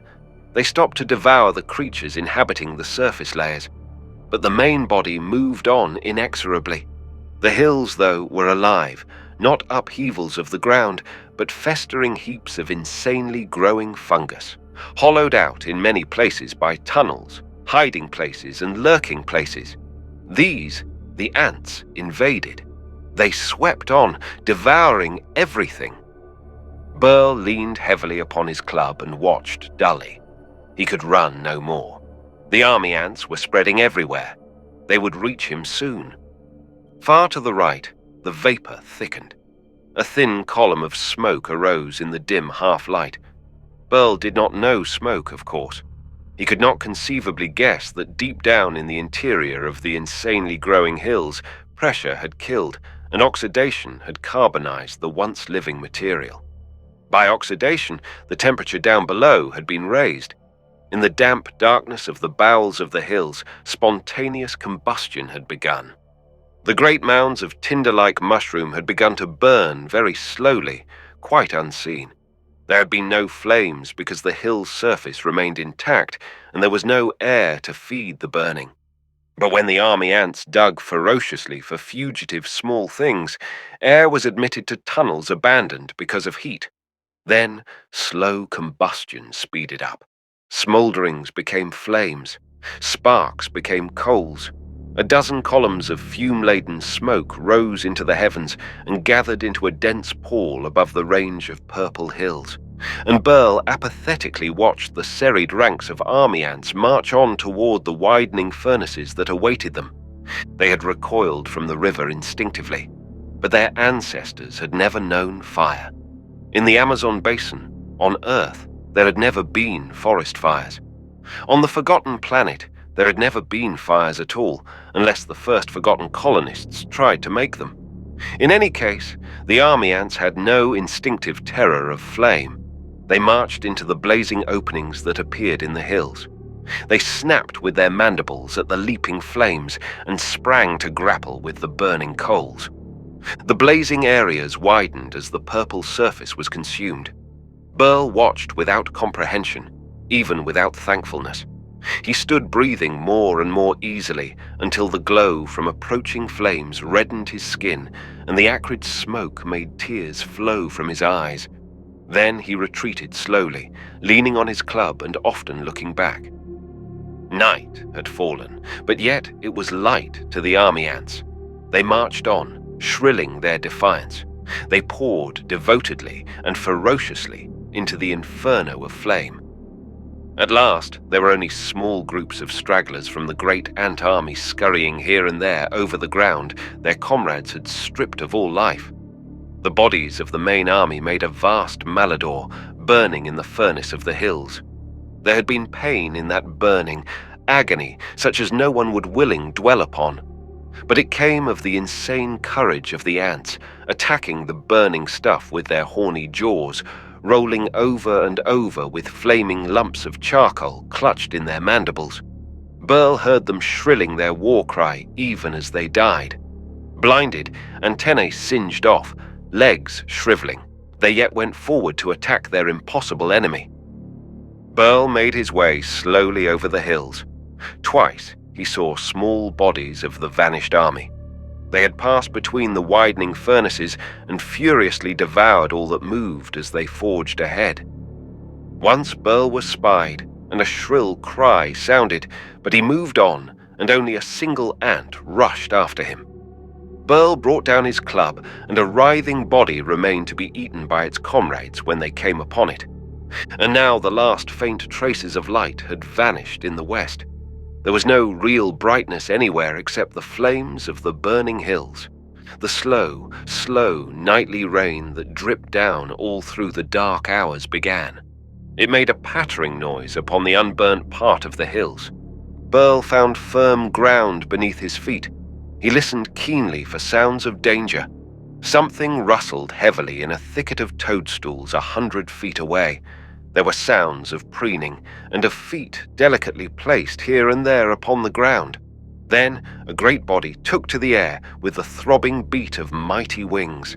A fierce down current of air smote Burl, and he looked upward in time to glimpse the outline of a huge moth passing overhead. He turned to watch the line of its flight and saw the fierce glow filling all the horizon. The hills burned brighter as the flames widened. He crouched beneath a squat toadstool and waited for the dawn. The slow dripping rain kept on, falling with irregular drum-like beats upon the tough top of the toadstool. He did not sleep. He was not properly hidden, and there was always danger in the dark. But this was not the darkness Burl was used to. The great fires grew and spread in the masses of ready carbonized mushroom. The glare on the horizon grew brighter through the hours. It also came nearer. Burl shivered a little as he watched. He had never even dreamed of fire before, and even the overhanging clouds were lighted by these flames. Over a stretch at least a dozen miles in length, and from 1/2 mile to 3 miles across, the seething furnaces and columns of flame-lit smoke sent illumination over the world. It was like the glow the lights of a city can throw upon the sky, and like the flitting of aircraft above a city was the assembly of fascinated creatures of the night. Great moths and flying beetles, gigantic gnats and midges grown huge upon this planet, fluttered and danced above the flames. As the fire came nearer, Burl could see them, colossal, delicately formed creatures sweeping above the white-hot expanse. There were moths with riotously colored wings of 30-foot spread, beating the air with mighty strokes, their huge eyes glowing like garnets as they stared intoxicatedly at the incandescence below them. Burl saw a great peacock moth soaring above the hills, with wings all of 40 feet across. They fluttered like sails of unbelievable magnificence, and this was when all the separate flames had united to form a single sheet of white-hot burning stuff spread across the land for miles. Feathery antennae of the finest lace spread out before the head of the peacock moth. Its body was of softest velvet. A ring of snow-white fur marked where its head began. The glare from below smote the maroon of its body with a strange effect. For one instant, it was outlined clearly. Its eyes shone more redly than any ruby's fire. The great, delicate wings were poised in flight. Burl caught the flash of flame upon the 2 great iridescent spots on the wings.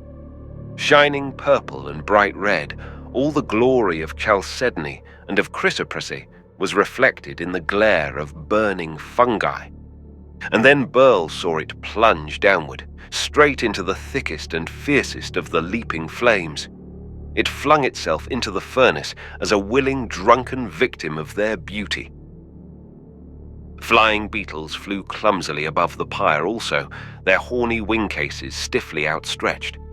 In the light from below, they shone like burnished metal. Their clumsy bodies, with spurred and fierce-toothed limbs, darted through the flame-lit smoke like so many grotesque meteors. Burl saw strange collisions and still stranger meetings. Male and female flying creatures circled and spun in the glare, dancing their dance of love and death. They mounted higher than Burl could see, drunk with the ecstasy of living, and then descended to plunge headlong in the roaring flames below. From every side the creatures came. Moths of brightest yellow, with furry bodies palpitant with life, flew madly to destruction. Other moths of a deepest black, with gruesome symbols on their wings, swiftly came to dance above the glow like motes in sunlight. And Burl crouched beneath a toadstool, watching while the perpetual slow raindrops fell, and a continuous hissing noise came from where the rain splashed amid the flames. Chapter 4. A Killer of Monsters. The night wore on, while the creatures above the firelight danced and died, their numbers ever reinforced by fresh arrivals. Burl sat tensely still, his eyes watching everything while his mind groped for an explanation of what he saw. At last, the sky grew dimly grey, then brighter, and after a long time, it was day. The flames of the burning hills seemed to dim and die as all the world became bright.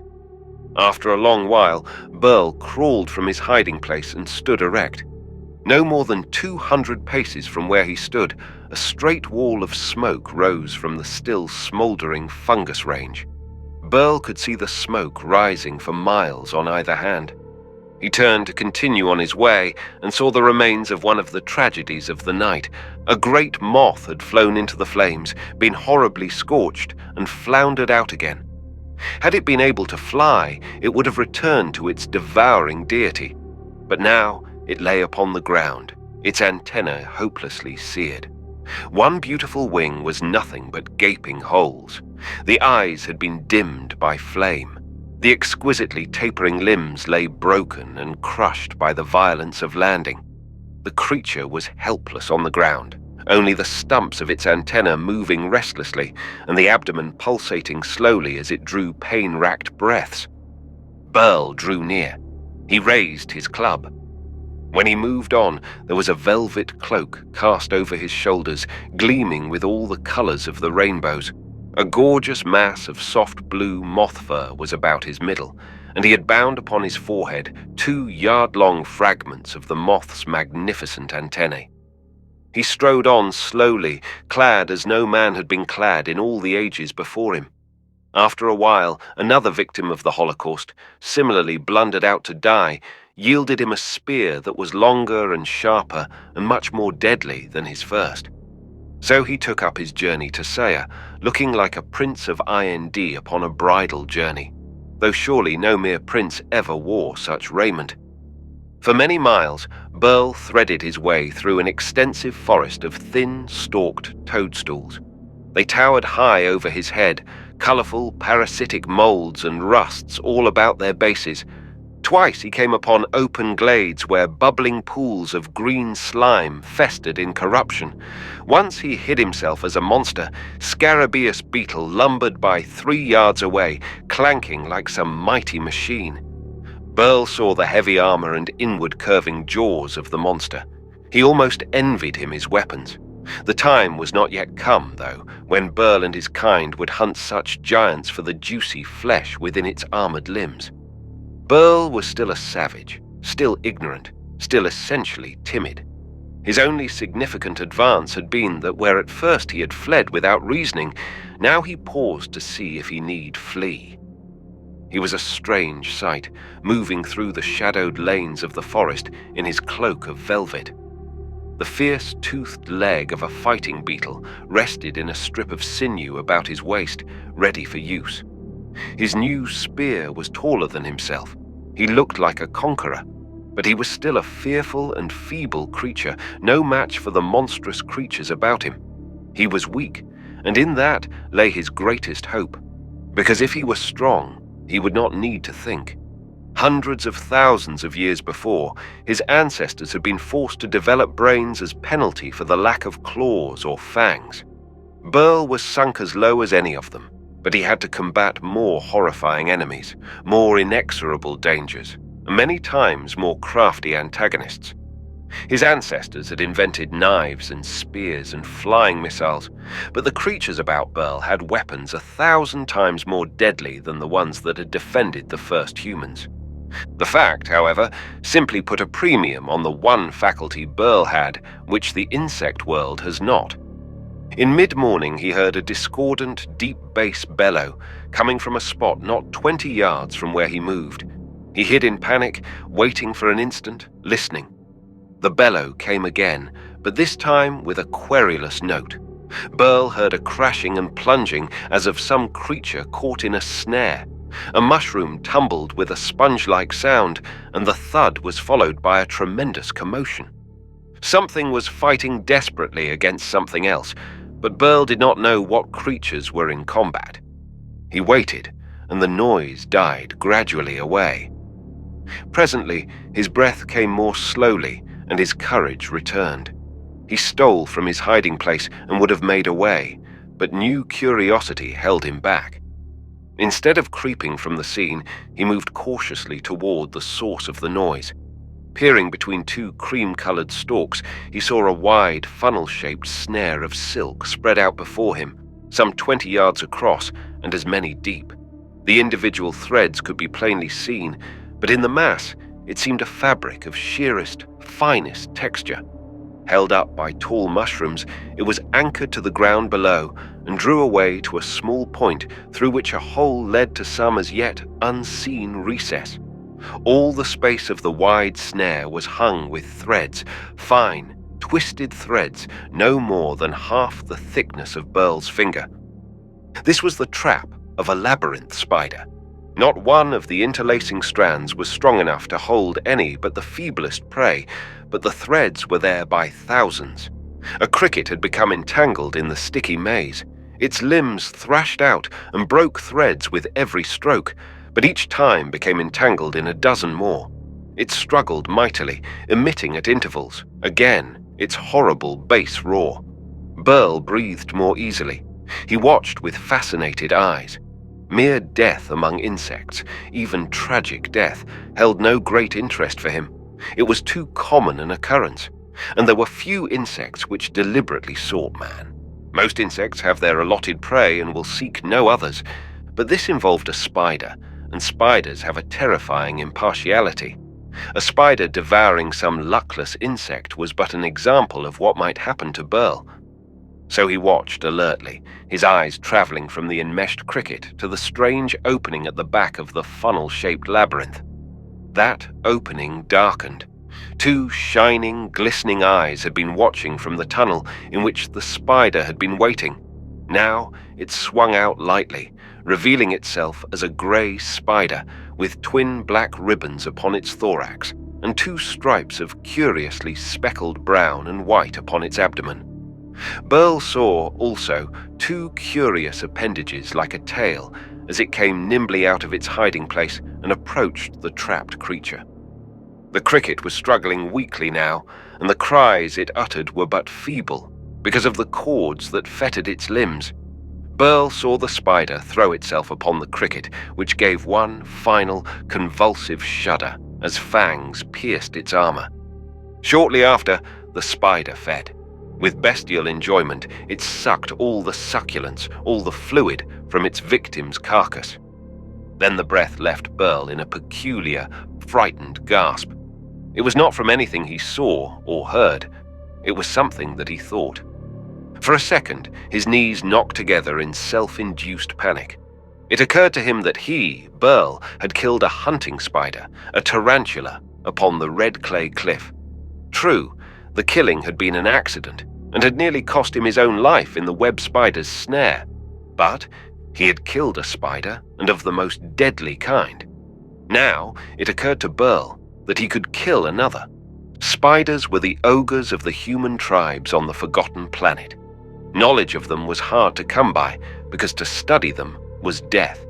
But all men knew that web spiders never left their traps. Never. And Burl had imagined himself making an impossibly splendid, incredibly daring use of that fact.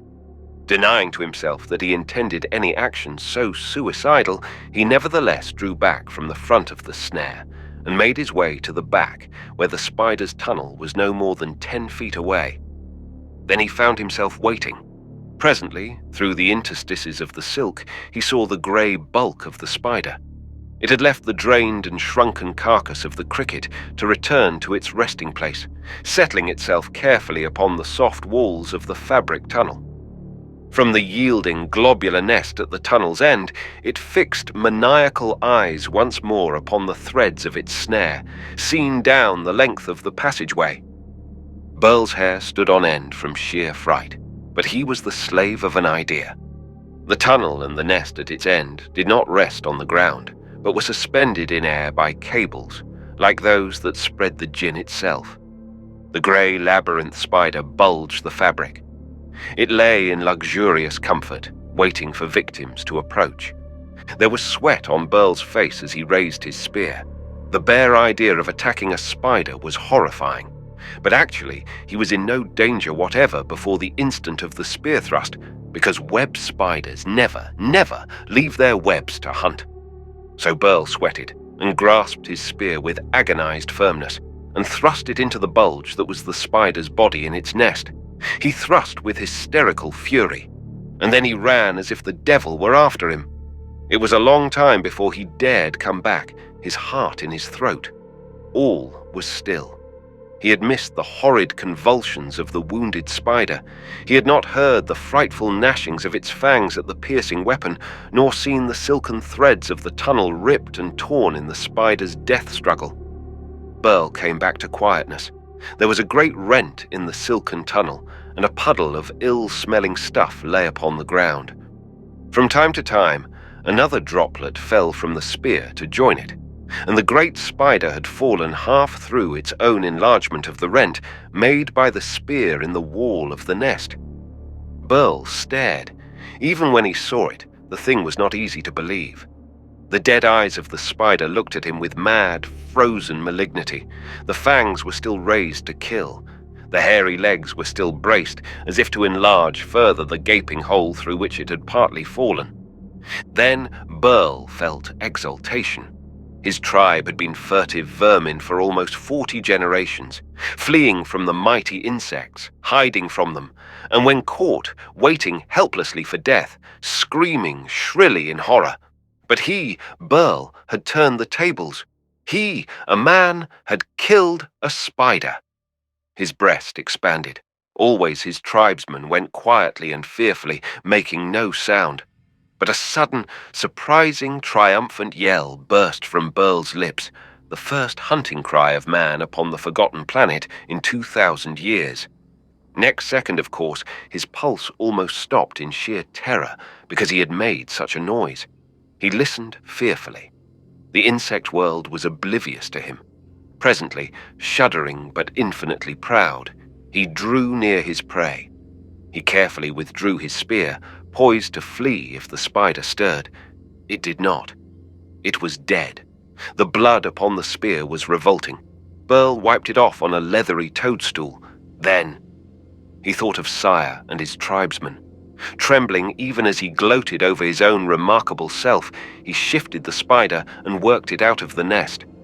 Presently he moved off with the belly of the spider upon his back and 2 of its hairy legs over his shoulders. The other limbs of the monster hung limp, trailing on the ground behind him. Marching, then he was the first such spectacle in history. His velvet cloak shining with its iridescent spots, the yard-long scraps of golden antenna bound to his forehead, a spear in his hand, and the hideous bulk of a grey spider for burden. Burl was a very strange sight indeed. He believed that other creatures fled before him because of the thing he carried.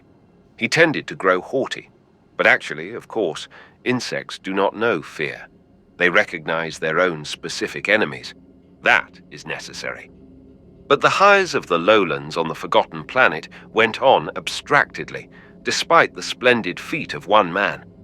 Burl marched. He came upon a valley full of torn and tattered mushrooms. There was not a single yellow top among them. Everyone had been infested with maggots that had liquefied the tough meat of the mushroom tops, causing it to drip to the ground below. The liquid was gathered in a golden pool in the center of the small depression. Burl heard a loud and deep-toned humming before he saw the valley. Then he stopped and looked down. He saw the golden pond, its surface reflecting the grey sky, and the darkened stumps of mushrooms on the hillside, which looked as if they had been blackened by a running flame. A small brooklet of golden liquid trickled over a rocky ledge, and all round the edges of the pond and brook, in ranks and rows, by hundreds and by thousands, and it seemed by millions, were the green-gold bodies of great flies. They were small compared to other insects, The flesh flies laid their eggs by the hundreds in decaying carcasses. The others chose mushrooms to lay their eggs in. To feed the maggots that would hatch, a relatively great quantity of food was needed. Therefore, the flies must remain comparatively small, or the body of a single grasshopper would furnish food for only a few maggots instead of the hundreds it must support. There must also be a limit to the size of worms if hundreds were to feast upon a single fungus. But there was no limitation to the greediness of the adult creatures. There were blue bottles and green bottles, and all the flies of metallic luster gathered at a Lucullan feast of corruption. The buzzing of those swarming above the golden pool was a tremendous sound. The flying bodies flashed and glittered as they flew back and forth, seeking a place to alight and join in the orgy. The glittering bodies clustered in already found places were motionless as if carved from metal. Burl watched them, and then he saw motion overhead. A slender, brilliant shape appeared, darting swiftly through the air, enlarging into a needle-like body with transparent, shining wings and two huge eyes. It circled and enlarged again, becoming a shimmering dragonfly, 20 feet and more in length. It poised itself abruptly above the pool and then darted down, its jaws snapping viciously. They snapped again and again. Burl could not follow their slashings, and with each snap, the glittering body of a fly vanished. A second dragonfly appeared, and a third. They swooped above the golden pool, snapping in mid-air, making their abrupt and angular turns, creatures of incredible ferocity and beauty. In that mass of buzzing creatures, even the most voracious appetite must soon have been sated, but the slender creatures still darted about in frenzied destruction. And all this while the loud, contented, deep bass humming went on as before. Their comrades were slaughtered by the hundreds not 40 feet above their heads, but still the glittering rows of red-eyed flies gorged themselves upon the fluid of the pond. The dragonflies feasted until they were unable to devour even a single one more of their chosen prey. But even then, they continued to sweep madly above the pool, striking down the buzzing flies, though their bodies must perforce remain uneaten. Some of the dead flies, crushed to pulp by the angry dragonflies, dropped among their feasting brothers. Presently, one of them placed its disgusting proboscis upon the mangled creature. It sipped daintily from the contents of the broken armor. Another joined it, and another. In a little while, a cluster of them pushed against each other for a chance to join them in a cannibalistic feast. Burl turned aside and went on, leaving the dragonflies still at their massacre and the flies absorbed and ecstatic at their feast. The feast indeed was improved by the rain of murdered brethren from overhead. Only a few miles farther on, Burl came upon a familiar landmark. He knew it well, but had always kept at a safe distance from it. A mass of rock had heaved itself up from the almost level plain over which he traveled to form an out-jutting cliff. At one point, the rock overhung, forming an inverted ledge, a roof over nothingness, which had been preempted by a hairy monster and made into a fairy-like dwelling. A white hemisphere clung to the rock, firmly anchored by long cables. Burl knew the place as one to be feared. A clotho spider had built itself a nest there, from which it emerged to hunt the unwary. Within the silken globe was a monstrosity, resting upon cushions of softest silk. The exterior had been beautiful once, but if one went too near one of the little inverted arches seemingly closed by panels of silk, it would open and out would rush a creature from a dream of hell. Surely Burl knew this place. Hung upon the walls of the fairy palace were trophies. They had a purpose, of course. Stones and boulders hung there too, to hold the structure firm against the storm winds that rarely blew. But amid the stones and fragments of insect armor, there was a very special decoration, the shrunken, desiccated skeleton of a man. The death of that man had saved Burl's life 2 years before. They had been together, seeking a new source of edible mushroom. The clotho spider was a hunter, not a spinner of webs. It had sprung suddenly from behind a great puffball as the two men froze in horror. Then it had come forward and deliberately chosen its victim. It did not choose Burl. Now he looked with half-frightened speculation at the lair of his ancient enemy. Someday, perhaps, but now he passed on. He went past the thicket in which the great moths hid by day, past the slimy pool in which something unknown but terrible lurked. He penetrated the little forest of mushrooms that glowed at night and the place where the truffle-hunting beetles chirped thunderously during the dark hours. And then he saw Saya. He caught a flash of pink skin vanishing behind a squat toadstool, and he ran forward, calling her name. She emerged and saw the figure with the horrible bulk of the spider on its back. She cried out in horror, and Burl understood. He let his burden fall, running swiftly to her. They met. Saya waited timidly until she saw who this man was, and then she was astounded indeed. With golden plumes rising from his head, a velvet cloak about his shoulders, blue moth fur about his middle, and a spear in his hand, and a dead spider behind him. This was not the Burl she had known.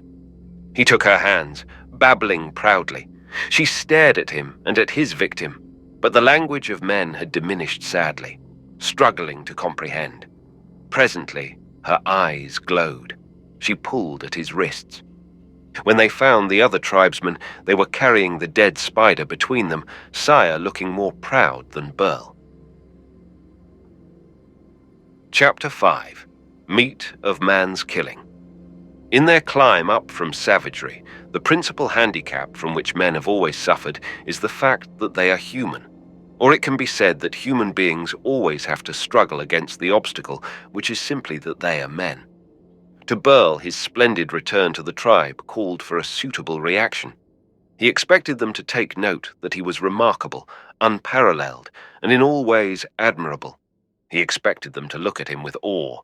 He rather hoped that the sight of him would involve something like ecstasy. And as a matter of fact, it did.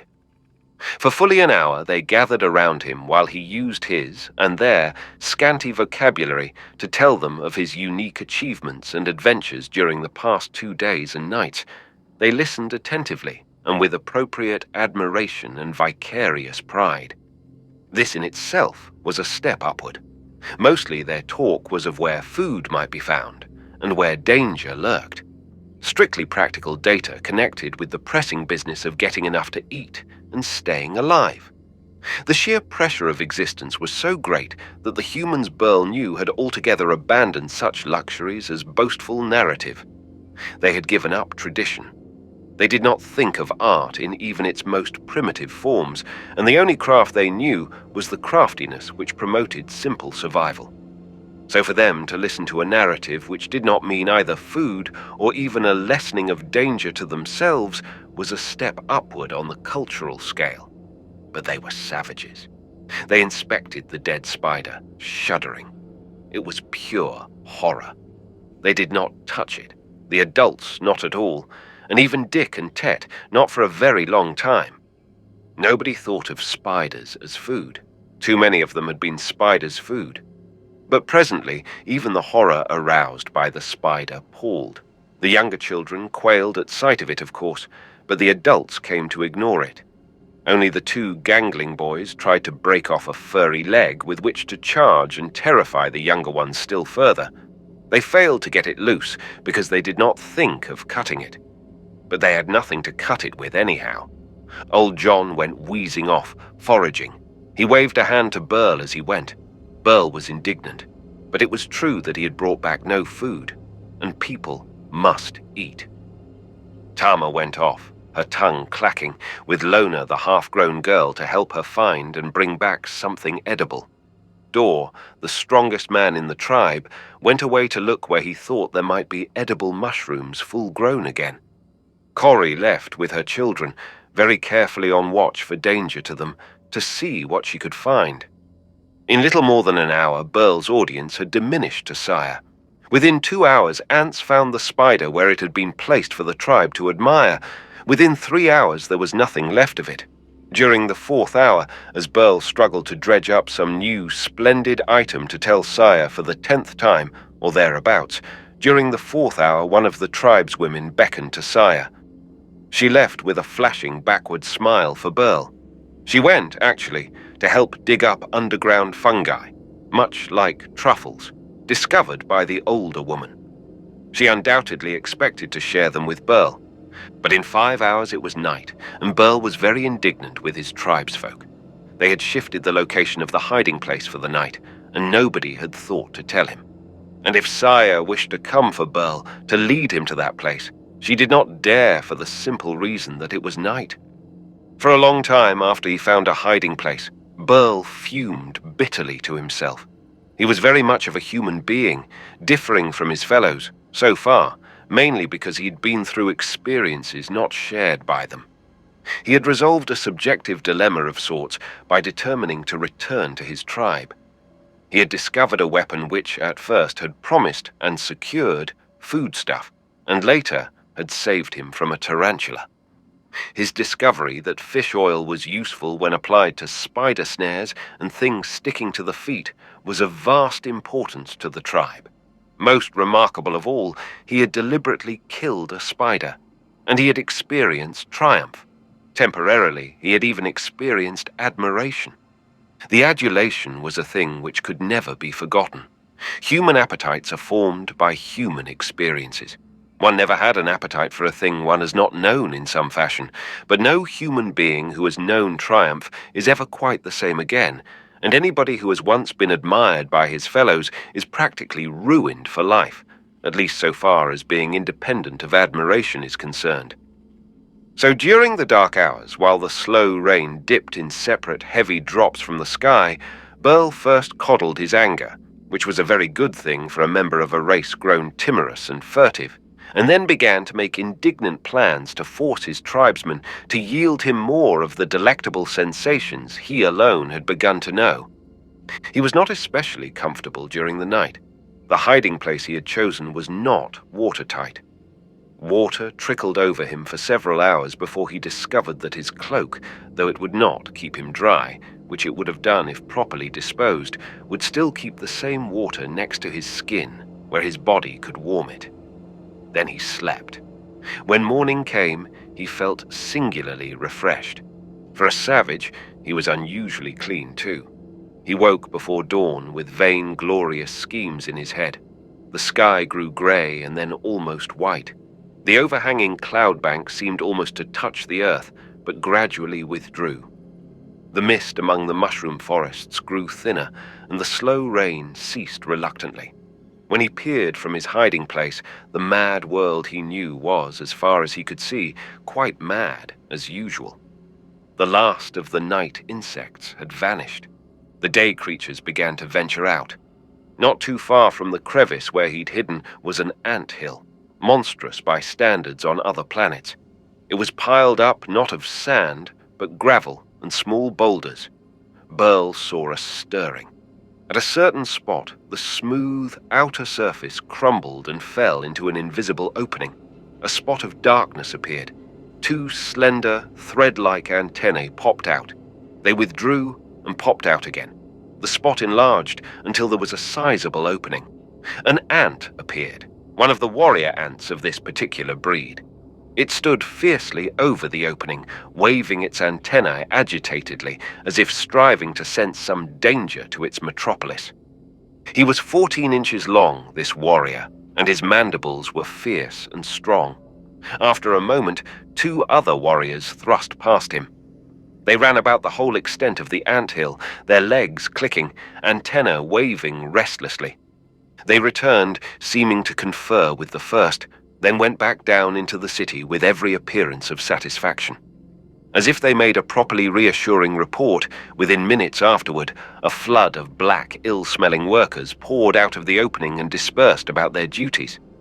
The city of the ants had begun its daily toil.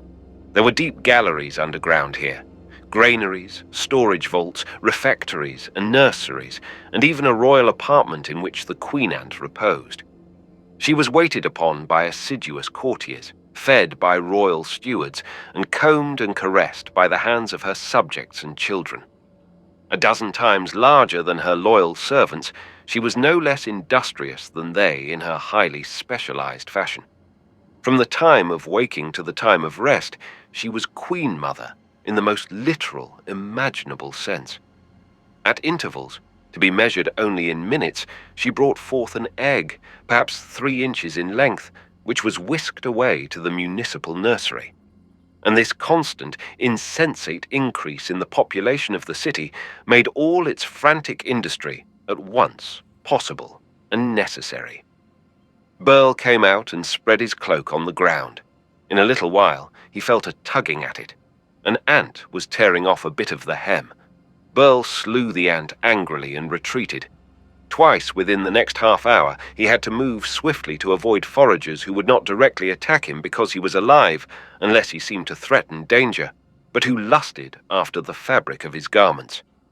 This annoyance, and Burl would merely have taken it as a thing to be accepted a mere 2 days before, this annoyance added to Burl's indignation with the world about him. He was in a very bad temper indeed when he found old John, wheezing as he checked on the possibility of there being edible mushrooms in a thicket of poisonous pink and yellow amanitas. Burl haughtily commanded John to follow him. John's untidy whiskers parted as his mouth dropped open in astonishment. Burl's tribe was so far from being really a tribe that for anybody to give a command was astonishing. There was no social organization, absolutely no tradition of command. As a rule, life was too uncertain for anybody to establish authority. But John followed Burl as he stamped on through the morning mist. He saw a small movement and shouted imperatively. This was appalling. Men did not call attention to themselves. He gathered up Dor, the strongest of the men. Later, he found Jack, who someday would wear an expression of monkey-like wisdom. Then Tet and Dick, the half-grown boys, came trooping to see what was happening. Burl led onward, 1/4 of a mile, and they came upon a great gutted shell which had been a rhinoceros beetle the day before. Today, it was a disassembled mass of chitinous armor. Burl stopped, frowning portentously. He showed his quaking followers how to arm themselves. Dor picked up the horn hesitantly, Burl showing him how to use it. He stabbed out awkwardly with the sharp fragment of armor. Burl showed others how to use the leg sections for clubs. They tested them without conviction. In any sort of danger, they would trust to their legs and a frantically effective gift for hiding. Burl snarled at his tribesmen and led them on. It was unprecedented, but because of that fact, there was no precedent for rebellion. Burl led them in a curve. They glanced all about apprehensively. When they came to an unusually large and attractive clump of golden edible mushrooms, there were murmurings. Old John was inclined to go and load himself and retire to some hiding place for as long as the food lasted. But Burl snarled again. Numbly they followed on, Dor and John and Jack and the 2 youngsters. The ground inclined upward. They came upon puffballs. There was a new kind visible, colored a lurid red that did not grow like the others. It seemed to begin and expand underground, then thrust away the soil above in its development. Its taut, angry red parchment envelope seemed to swell from a reservoir of subterranean material. Burl and the others had never seen anything like it. They climbed higher. As other edible mushrooms came into view, Burl's followers cheered visibly. This was a new tribal ground anyhow, and it had not been fully explored, but Burl was leading them to quantities of food they had never suspected before. Quaintly, it was Burl himself who began to feel an uncomfortable dryness in his throat. He knew what he was about. His followers did not suspect, because to them what he intended was simply inconceivable. They couldn't suspect it because they couldn't imagine anybody doing such a thing. It simply couldn't be thought of at all. It is rather likely that Burl began to regret that he had thought of it. It had come to him first as an angry notion in the night. Then the idea had developed as a suitable punishment for his abandonment. By dawn, it was an ambition so terrifying that it fascinated him. Now he was committed to it in his own mind, and the only way to keep his knees from knocking together was to keep moving. If his followers had protested now, he would have allowed himself to be persuaded. But he heard more pleased murmurs. There was more edible stuff, in quantity, but there were no ant trails here, no sounds of foraging beetles. This was an area which Burl's tribesmen could clearly see was almost devoid of dangerous life. They seemed to brighten a little. This, they seemed to think, would be a good place to move to. But Burl knew better. There were few ground insects here because the area was hunted out, and Burl knew what had done the hunting. He expected the others to realize where they were when they dodged around a clump of the new red puffballs and saw bald rock before them and a falling away to emptiness beyond. Even then they could have retreated, but it did not enter their heads that Burl could do anything like this. They didn't know where they were until Burl held up his hand for silence, almost at the edge of the rock knob, which rose 100 feet sheer, curving out a little near its top. They looked out uncomprehendingly at the mist-filled air and the nightmare landscape fading into its greyness. A tiny spider, the very youngest of hatchlings and barely 4 inches across, stealthily stalked another vastly smaller mite. The other was the many-legged larva of the oil beetle. The larva itself had been called, on other planets by other men, the bee louse. It could easily hide in the thick fur of a giant bumblebee. But this one small creature never practiced that ability. The hatchling spider sprang and the small midge died. When the spider had grown, and being grown spun a web, it would slay great crickets with the same insane ferocity. Burl's followers saw first this, and then certain 3/4-inch strands of dirty silk that came up over the edge of the precipice. As one man after another realized where he was, he trembled violently. Dor turned grey. John and Jack were paralyzed with horror. They couldn't run. Jack were. They heard the night wind and the orchestra of night singers. They wandered aside from the cave mouth, and Saya found completely primitive and satisfying pride in the courage of Burl, who was actually not afraid of the dark. Her own uneasiness became something which merely added savor to her pride in him. She followed him wherever he went to examine this and consider that in the night time. It gave her enormous satisfaction at once to think of danger and to feel so safe because of his nearness. Presently, they heard a new sound in the night. It was very far away, and not in the least like any sound they had ever heard before. It changed in pitch as insect cries do not. It was a baying, yelping sound. It rose and held the higher note, and abruptly dropped in pitch before it ceased. Minutes later, it came again. Saya shivered, but Burl said thoughtfully, "That is a good sound." He didn't know why. Saya shivered again. She said reluctantly, "I am cold." It had been a rare sensation in the lowlands. It came only after one of the infrequent thunderstorms when wetted human bodies were exposed to the gusty winds that otherwise never blew. But here the nights grew cold after sundown.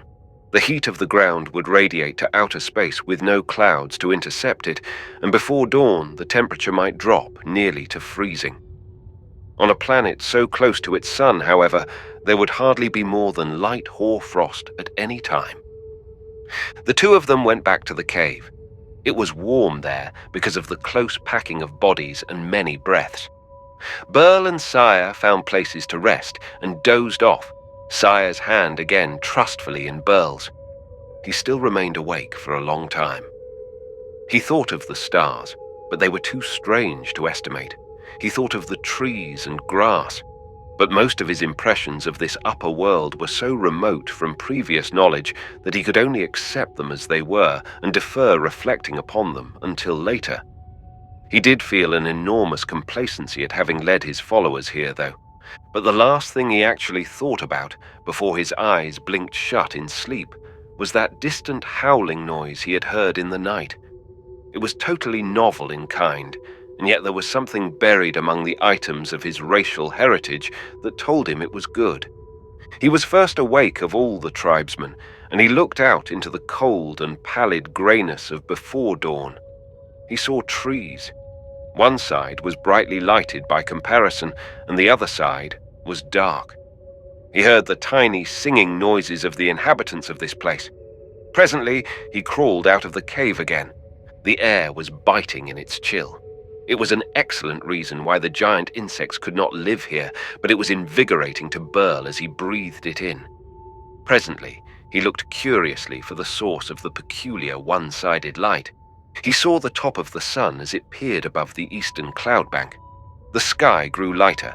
He blinked and saw it rise more fully into view. He thought to look upward, and the stars that had bewildered him were nearly gone. He ran to call Sire. The rest of the tribe waked as he roused her. One by one, they followed to watch their first sunrise. The men gaped at the sun as it filled the east with colorings and rose above the seemingly steaming layer of clouds, and then appeared to spring free of the horizon and swim on upward. The women stared with all their eyes. The children blinked and shivered and crept to their mothers for warmth.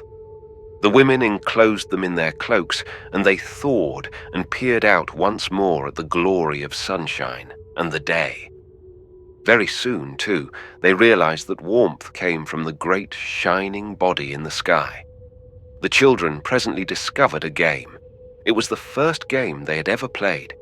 It consisted of running into a shaded place until they shivered, and then of running out into warm sunshine once more. Until this, dawning fear was the motive for such playing as they did. Now they gleefully made a game of sunshine. In this first morning of their life above the clouds, the tribesmen ate of the food they had brought from below, but there was not an indefinite amount of food left. Burl ate and considered darkly, and presently summoned his followers' attention. They were quite contented, and for the moment felt no need of his guidance, but he felt need of admiration. He spoke abruptly. "We do not want to go back to the place we came from," he said sternly. "We must look for food here, so we can stay for always. Today, we find food." It was a seizure of the initiative. It was the linking of what the folk most craved with obedience to Burl. It was the device by which dictators seize power, and it was the instinctive action of a leader. The eating men murmured agreement. There was a certain definite idea of goodness, not virtue, but of things desirable, associated with what Burl did and what he commanded. His tribe was gradually forming a habit of obedience, though it was a very fragile habit up to now. He led them exploring as soon as they had eaten. All of them, of course. They straggled irregularly behind him. They came to a brook and regarded it with amazement. There were no leeches, no greenish algae, no foaming masses of scum. It was deer. Greatly daring, Burl tasted it. He drank the first really potable water in a very long time for his race on this planet. It was not fouled by drainage through molds or rusts. Dor drank after him. Jack. Corey tasted and instantly bade her children drink. Even old Tama drank suspiciously, and then raised her voice in shrill complaint that Burl had not led them to this place sooner. Tet and Dick became convinced that there were no deadly things lurking in it, and splashed each other. Deke slipped and sat down hard on white stuff that yielded and almost splashed. He got up and looked fearfully at what he thought might be a deadly slime. Then he yelped shrilly. He sat down on and crushed part of a bed of mushrooms, but they were tiny, clean, and appetizing. They were miniatures of the edible mushrooms the tribe fed on. Burl smelled and finally tasted one. It was, of course, nothing more or less than a perfectly normal edible mushroom, growing to the size that mushrooms originally grew on Earth. It grew on a shaded place in enormously rich soil. It had been protected from direct sunlight by trees, but it had not had the means or the stimulus to become a monster. Burl ate it. He carefully composed his features. Then he announced the find to his followers. There was food here, he told them sternly, but in this splendid world to which he had led them, food was small. There would be no great enemies here, but the food would have to be sought in small objects instead of great ones. They must look at this place and seek others like it in order to find food. The tribesmen were doubtful, but they plucked mushrooms, whole ones, instead of merely breaking off parts of their tops. With deep astonishment, they recognized the miniature objects as familiar things ensmalled. These mushrooms had the same savor, but they were not coarse or stringy or tough like the giants. They melted in the mouth. Life in this place to which Burl had led them was delectable. Truly, the doings of Burl were astonishing. When the oldest of Corey's children found a beetle on a leaf and they recognized it, and instead of being bigger than a man and a thing to flee from, it was less than an inch in size and helpless against them, they were entranced. From that moment onward, they would really follow Burl anywhere, in the happy conviction that he could only bring good to everybody. The opinion could have drawbacks, and it need not be always even true, but Burl did nothing to discourage it. And then, near midday, they made a discovery even greater than that of familiar food in unfamiliar sizes. They were struggling, at the time, through a vast patch of bushes with thorns on them. They were not used to thorns, which they deeply distrusted. Eventually, they would find out that the glistening dark fruit were blackberries, and would rejoice in them. But at this first encounter, they were uneasy. In the midst of such an untouched berry patch, they heard noises in the distance. The sound was made up of cries of varying pitch, some of which were loud and abrupt, and others longer and less loud. The people did not understand them in the least. They could have been cries of human beings, perhaps, but they were not cries of pain. Also, they were not language. They seemed to express a tremendous, zestful excitement. They had no overtone of horror. And Burl and his folk had known of no excitement among insects except frenzy. They could not imagine what sort of tumult this could be. But to Burl, these sounds had something of the timbre of the yelping noises of the night before. He had felt drawn to that sound. He liked it. He liked this. He led the way boldly toward the agitated noises. Presently, after a mile or so, he and his people came out of breast-high weeds.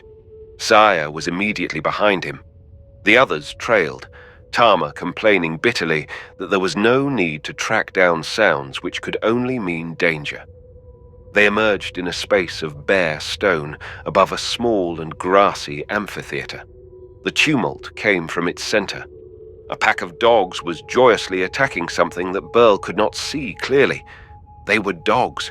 They barked zestfully, and they yelped and snarled and yapped in a dozen different voices, and they were having a thoroughly good time, though it might not be so good for the thing they attacked. One of them sighted the humans. He stopped stock still and barked. The others whirled and saw the humans as they came out into view. The tumult ceased abruptly. There was silence. The tribesmen saw creatures with 4 legs only. They had never before seen any living thing with fewer than 6. Except men. Spiders had 8. The dogs did not have mandibles. They did not have wing cases. They did not act like insects. It was stupefying. And the dogs saw men whom they had never seen before. Much more important, they smelled men. And the difference between man smell and insect smell was so vast because through hundreds of generations, the dogs had not smelled anything with warm blood save their own kind. The difference in smell was so great in kind that the dogs did not react with suspicion, but with a fascinated curiosity. This was an unparalleled smell. It was, even in its novelty, an overwhelmingly satisfying smell. The dogs regarded the men with their heads on one side, sniffing in the deepest possible amazement. Amazement so intense that they could not possibly feel hostility. One of them whined a little because he did not understand. Chapter 11. Warm blood is a bond. Peculiarly enough, it was a matter of topography. The plateau which reached above the clouds rose with a steep slope from the valley from which a hunting spider's brood had driven the men. This was on the eastern edge of the plateau. On the west, however, the highland was subject to an indentation which almost severed it. No more than 20 miles from where Burl's group had climbed to Sunshine, there was a much more gradual slope downward. There, mushroom forests grew almost to the cloud layer. From there, giant insects strayed up and onto the plateau itself. They could not live above the clouds, of course. There was not food enough for their insatiable hunger. Especially at night, it was too cold to allow them to stay active. But they did stray from their normal environment, and some of them did reach the sunshine, and perhaps some of them blundered back down to their mushroom forests again. But those which did not stumble back were chilled to torpor during their first night underneath the stars. They were only partly active on the second day, if, indeed, they were active at all. Few or none recovered from their second night's coldness. None at all kept their full ferocity and deadliness. And this was how the dogs survived. They were certainly descended from dogs on the wrecked spaceship, the Icarus, whose crew had landed on this planet some 40-odd human generations since. The humans of today had no memories of the ship, and the dogs surely had no traditions. But just because those early dogs had less intelligence, they had more useful instincts. Perhaps the first generations of castaways bred dogs in their first few desperate centuries, hoping that dogs could help them survive. But no human civilization could survive in the lowlands. The humans went back to the primitive state of their race and lived as furtive vermin among monsters. Dogs could not survive there, though humans did linger on, so somehow the dogs took to the heights. Perhaps dogs survived their masters. Perhaps some were abandoned or driven away. But dogs had reached the highlands, and they did survive because giant insects blundered up after them and could not survive in a proper environment for dogs and men. There was even reason for the dogs remaining limited in number and keenly intelligent. The food supply was limited. When there were too many dogs, their attacks on stumbling insect giants were more desperate and made earlier before the monster's ferocity was lessened. So, more dogs died. Then there was an adjustment of the number of dogs to the food supply. There was also a selection of those too intelligent to attack rashly. Yet those who had insufficient courage would not eat. In short, the dogs who now regarded men with bright, interested eyes were very sound dogs. They had the intelligence needed for survival. They did not attack anything imprudently, but they also knew that it was not necessary to be more than reasonably wary of insects in general, not even spiders unless they were very newly arrived from the steaming lowlands. So the dogs regarded men with very much the same astonished interest with which the men regarded the dogs. Burl saw immediately that the dogs did not act with the blind ferocity of insects, but with an interested, estimative intelligence strikingly like that of men. Insects never examined anything. They fled, or they fought. Those who were not carnivorous had no interest in anything but food, and those who were meat-eaters lumbered insanely into battle at the bare sight of possible prey. The dogs did neither. They sniffed, and they considered. Burl said sharply to his followers, "Stay here!" He walked slowly down into the amphitheater. Sire followed him instantly. Dogs moved warily aside, but they raised their noses and sniffed. They were long, luxurious sniffs. The smell of humankind was a good smell. Dogs had lived hundreds of their generations without having it in their nostrils, but before that, there were thousands of generations to whom that smell was a necessity. Burl reached the object the dogs had been attacking. It lay on the grass, throbbing painfully. It was the larva of an azure-blue moth which spread 10-foot wings at nightfall. The time for its metamorphosis was near, and it had traveled blindly in search of a place where it could spin its cocoon safely and change to its winged form. It had come to another world, the world above the clouds. It could find no proper place. Its stores of fat had protected it somewhat from the chill, but the dogs had found it as it crawled blindly. Burl considered. It was the custom of wasps to sting creatures like this at a certain special spot, apparently marked for them by a tuft of dark fur. Burl thrust home with his lance. The point pierced that particular spot. The creature died quickly and without agony. The thought to kill was an inspiration. Then instinct followed. Burl cut off meat for his tribesmen. The dogs offered no objection. They were well fed enough. Burl and Sire together carried the meat back to the other tribesfolk. On the way, Burl passed within 2 yards of a dog which regarded him with extreme intentness and almost a wistful expression. Burl's smell did not mean game. It meant something the dog struggled helplessly to remember, but it was good. "I have killed the thing," said Burl to the dog, in the tone of one addressing an equal. "You can go and eat it now. I took only part of it." Burl and his people ate of what he had brought back. Many of the dogs, most of them, went to the feast Burl had left. Presently they were back. They had no reason to be hostile. They were fed. The humans offered them no injury, and the humans smelled of something that appealed to the deepest well springs of canine nature. Presently the dogs were close about the humans. They were fascinated, and the humans were fascinated in return. Each of the people had a little of the feeling that Burl had experienced as the tribal leader. In the intent, absorbed and wholly unhostile regard of the dogs, even children felt flattered and friendly. And surely in a place where everything else was so novel and so satisfactory, it was possible to imagine friendliness with creatures which were not human, since assuredly they were not insects. A similar state of mind existed among the dogs. Saya had more meat than she desired. She glanced among the members of the tribe. All were supplied. She tossed it to a dog. He jerked away alertly and then sniffed at it where it had dropped. A dog can always eat. He ate it. "I wish you would talk to us," said Saya hopefully. The dog wagged his tail.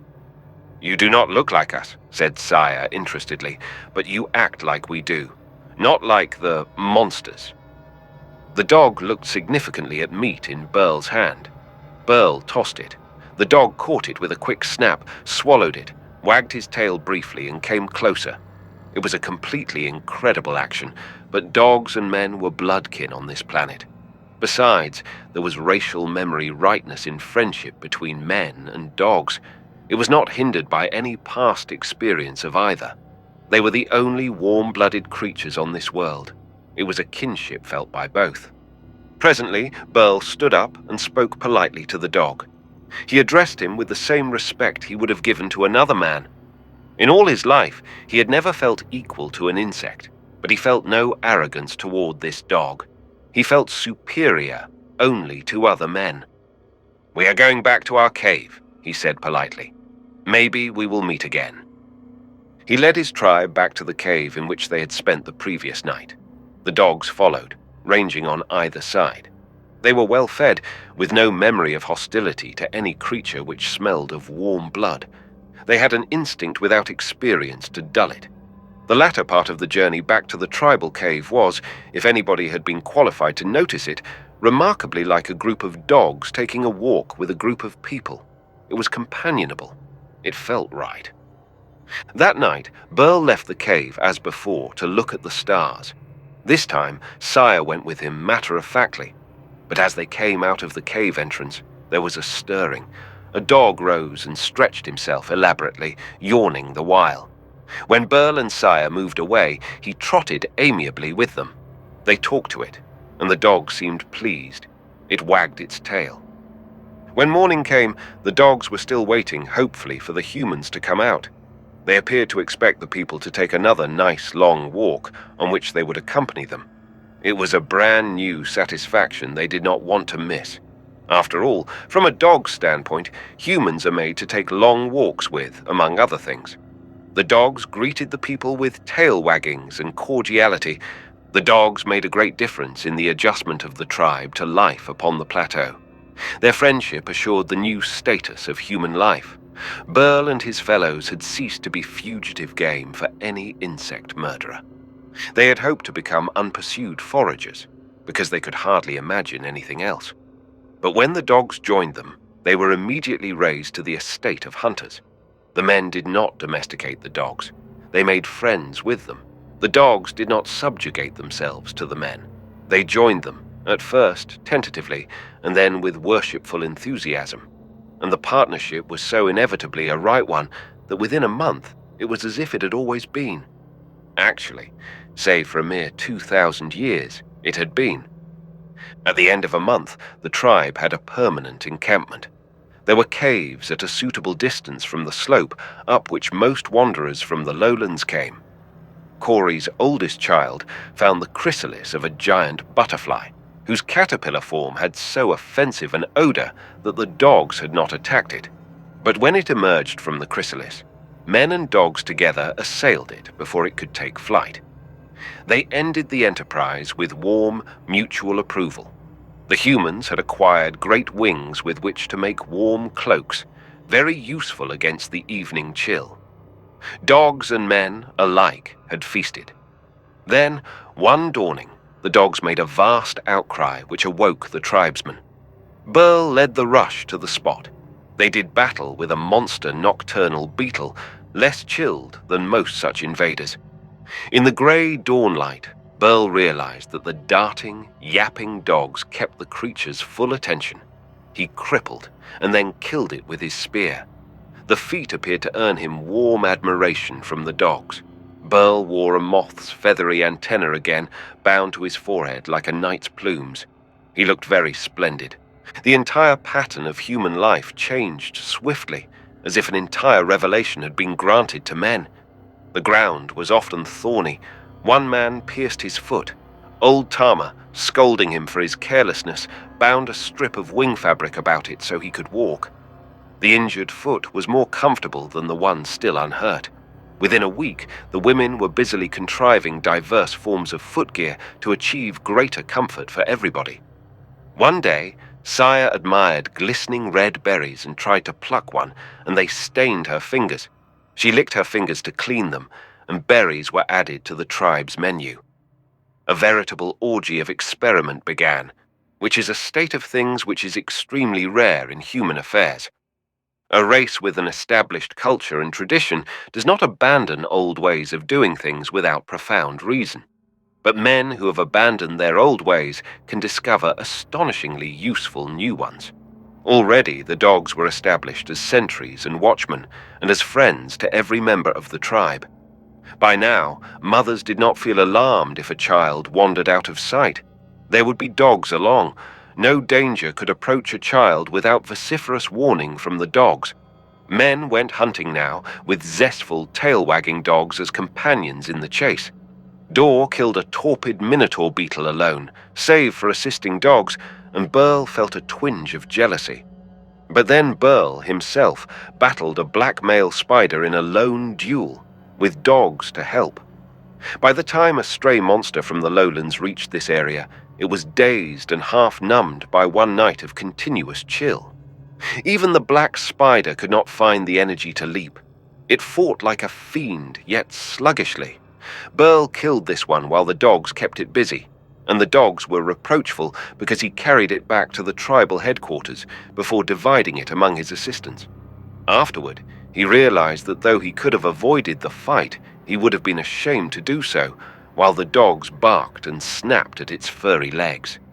It was while things were in this state that the way of life for human beings on the forgotten planet was settled for all time. Burl and Saya went out early one morning with the dogs to hunt for meat for the village. Hunting was easiest in the early hours, while creatures that strayed up the night before were still sluggish with cold. Often, hunting was merely butchery of an enfeebled monster to whom any effort at all was terribly difficult. This morning, they strode away briskly. The dogs roved exuberantly through the brush before them. They were some 5 miles from the village when the dogs bayed game, and Burl and Saya ran to the spot with ready spears, which was something of a change from their former actions on notice of a carnivore abroad. They found the dogs dancing and barking around one of the most ferocious of the meat-eating beetles. It was not unduly large, to be sure. Its body might have been 4 feet long or thereabouts, but its horrible gaping mandibles added a good 3 feet more. Those scythe-like weapons gaped wide, opening sidewise as insects' jaws do, as the beetle snapped hideously at its attackers, swinging about as the dogs dashed at it. Its legs were spurred and spiked, and armed with dagger-like spines. Burl plunged into the fight. The great mandibles clicked and clashed. They were capable of disemboweling a man or snapping a dog's body in half without effort. There were whistling noises as the beetle breathed through its abdominal spiracles. It fought furiously, making ferocious charges at the dogs who tormented and bewildered it. But they created the most zestfully excited of tumults. Burl and Saya were, of course, at least as absorbed and excited as the dogs, or they would have noticed the thing that was to make so much difference to every human being, not only on the plateau, but still down in the lowlands.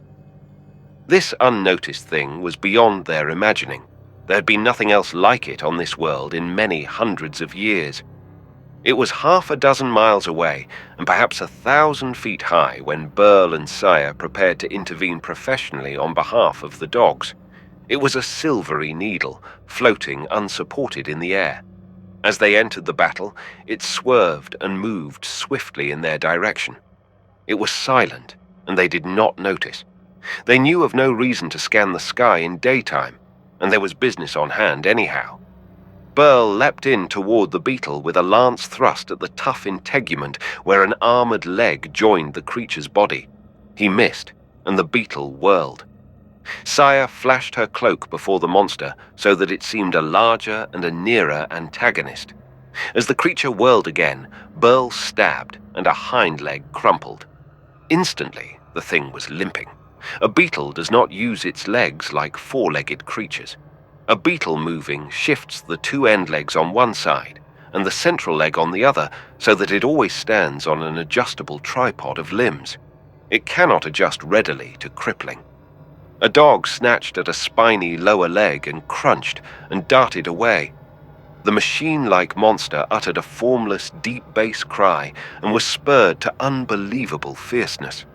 The fight became a thing of furious movement and joyous uproar, with Burl striking once at a multiple eye so the pain would deflect it from a charge at Sire, and Sire again deflecting it with her cloak, and once breathlessly trying to strike it with her shorter spear. They struck it again, and a third time, and it sank horribly to the ground, all three legs on one side crippled. The remaining three thrust and struggled senselessly, and suddenly it was on its back, still striking its gigantic jaws frantically in the hope of murder. But then Burl struck home between two armor plates, where a ganglion was almost exposed. The blow killed it instantly. Burl and Sire were smiling at each other when there was a monstrous sound of crashing trees. They whirled. The dogs pricked up their ears. One of them barked defiantly. Something huge, truly huge, had settled to the ground a bare 200 yards away. It was metal, and there were ports in its sides, and it was quite beyond imagining, because, of course, no spaceship had landed on this planet in 40-odd human generations. A port opened as they stared at it. Men came out. Burl and Sire were barbarically attired, but they had been fighting some sort of local monster. The men on the spaceship could not quite grasp what they had seen, and they had been helped by dogs. Human beings and dogs together always mean some sort of civilization. The dogs gave an impression of a very high level indeed. They trotted confidently over to the ship, and they sniffed cautiously at the men who had landed. Then their behavior was admirable. They greeted the newcomer men with the self-confident cordiality of dogs who are on the best possible terms with human beings, and there was no question of any suspicion by anybody. The attitude of a man toward a dog is a perfectly valid indication of his character, if not of his technical education, and the newcomers knew how to treat dogs. So Burl and Sire went forward, with the confident pleasure with which well-raised children and other persons of innate dignity greet strangers. The ship was the Wapiti, a private cruiser doing incidental exploration for the Biological Survey in the course of a trip after good hunting. It had touched on the forgotten planet, and it would never be forgotten again. Epilogue. The survey ship Tethys made the first landing on the forgotten planet, and the Orana followed, and some centuries later, the Ludred. Then the planet was forgotten until the Wapiti arrived. The arrival of the Wapiti was as much an accident as the loss of the punched card, which caused the planet to be overlooked for some thousands of years. Somebody had noticed that the sun around which it circled was of a type which usually has useful planets, but there was no record that it had ever been visited. So a request to the sportsmen on the Wapiti had caused them to turn aside. They considered, anyhow, that it would be interesting to land on a brand new world or two. They considered it fascinating to find human beings there before them, but they could not understand the use of such primitive weapons or garments of such barbaric splendor. They had trouble, too, because in 40-odd generations the speech of the universe had changed, while Burl and Sire spoke a very archaic language indeed, but there was an educator on the Wapiti. It was quite standard apparatus, simply basic education for a human child, so that one's school years could be begun with a backlog of correct speech and reading, with the practical facts of mathematics, sanitation, and the general information that any human being anywhere needs to know. Children use it before they start school, and they absorb its information quite painlessly. It is rare that an adult needs it, but Burl and Sire did. Burl was politely invited to wear the headset, and he politely obliged. He found himself equipped with a new language and what seemed to him an astonishing amount of information. Among the information was the item that he was going to have, as an adult, a severe headache, which he did. Also included was the fact that the making of records for such educators was so laborious a process that it took generations to compile one master record for the instruments. Burl, with a splitting headache, nevertheless urged Sire to join him in getting an education, and she did. And thereafter they were able to converse with the sportsmen on the Wapiti comfortably enough, except for their headaches. And all this led to extremely satisfactory arrangements. Sportsmen could not but be enthusiastic about the hunting of giant insects with dogs and spears. The sportsmen on the Wapiti wanted some of that kind of sport. Burl's fellow tribesmen were delighted to oblige. Though they had not quite the zest of Burl, they had to acquire educations in their turn, so they could talk to their new hunting companions. But the hunting was magnificent. The Wapiti abandoned its original plans and settled down for a stay. Presently, Burl's casual talk of the lowlands produced results. An atmosphere flyer came out of the ship's storage compartments, and through the educator, Burl was now a civilized man. He had not the specialized later information of his guests, but he had knowledge they could not dream of, and which it would take much of a century to put in recordable form for an educator. So, an atmosphere flyer went down into the lowlands through the cloud banks. There were 3 men on board. They had good hunting, magnificent hunting. Even more importantly, they found another cluster of human beings who lived as fugitives among the insect giants. They brought them to the plateau, a few at a time. Sportsmen stayed in the lowlands with modern weapons, hunting enthusiastically while the transfer took place. In all, the Wapiti stayed for 2 months Earth time. When it left, its sportsmen had such trophies as would make them envied of all other hunters in 3 star clusters. They left behind weapons and atmosphere flyers and their library and tools, but they took with them enthusiasm for the sport on the once-forgotten planet and rather warm feelings of friendship for Burl. They sent their friends back. The next ship to come in found a small city on the plateau with a population of 300 souls, all civilized by educator. Naturally, they'd had no trouble building civilized dwellings or practicing sanitation or developing a neatly adapted culture pattern for their particular environment. This second ship brought more weapons and flyers and news from the first party about commercial demand for the incredibly luxurious moth fur to be found on only one planet in all the galaxy. The fourth ship to land on the plateau was a trading ship anxious to load such furs for recklessly bidding merchants in a dozen interplanetary marts. There were then nearly 1,000 people living on the plateau.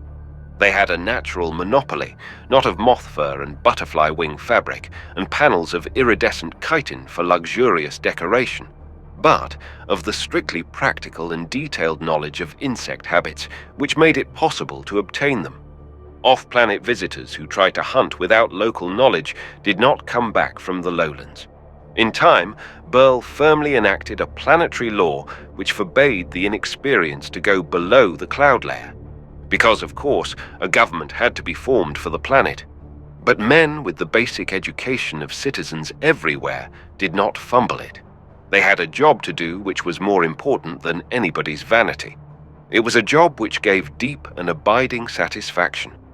When naked, trembling folk were found in the mushroom jungles and brought to the plateau, they had one instant, feverish desire as soon as they got over the headache from the educator. They wanted to go back to the lowlands. It was profitable, to be sure. But it was even more of a satisfaction to hunt and kill the monsters that had hunted and killed men for so long. It felt good, too, to find other humans and bring them out to sunshine. So nowadays, the forgotten planet has ceased to be forgotten. It is hardly necessary to name it, because its name is known through all the galaxy. Its population is not large, so far, but it is an interesting place to live in. In the popular mind, it is the most glamorous of all possible worlds, and for easily understandable reasons. The inhabitants of its capital city wear moth fur garments and butterfly wing cloaks for the benefit of their fellows in the lowlands. There is no day but flyers take off and dive down into the mists. When human hunters are in the lowlands, they dress as the lowlanders they used to be, so that lowlanders who may spy them will be sure that they are men and friends and come to them to be raised to proper dignity above the insects. It is not unusual for a man to be brought up to sunshine and have his session with the educator and be flying his own assigned atmosphere flyer within a week, diving back above what used to be the place where he was hunted, but where he has become the hunter. It is a very pleasant arrangement. The search for more humans in the lowlands is a prosperous business even when it is unsuccessful.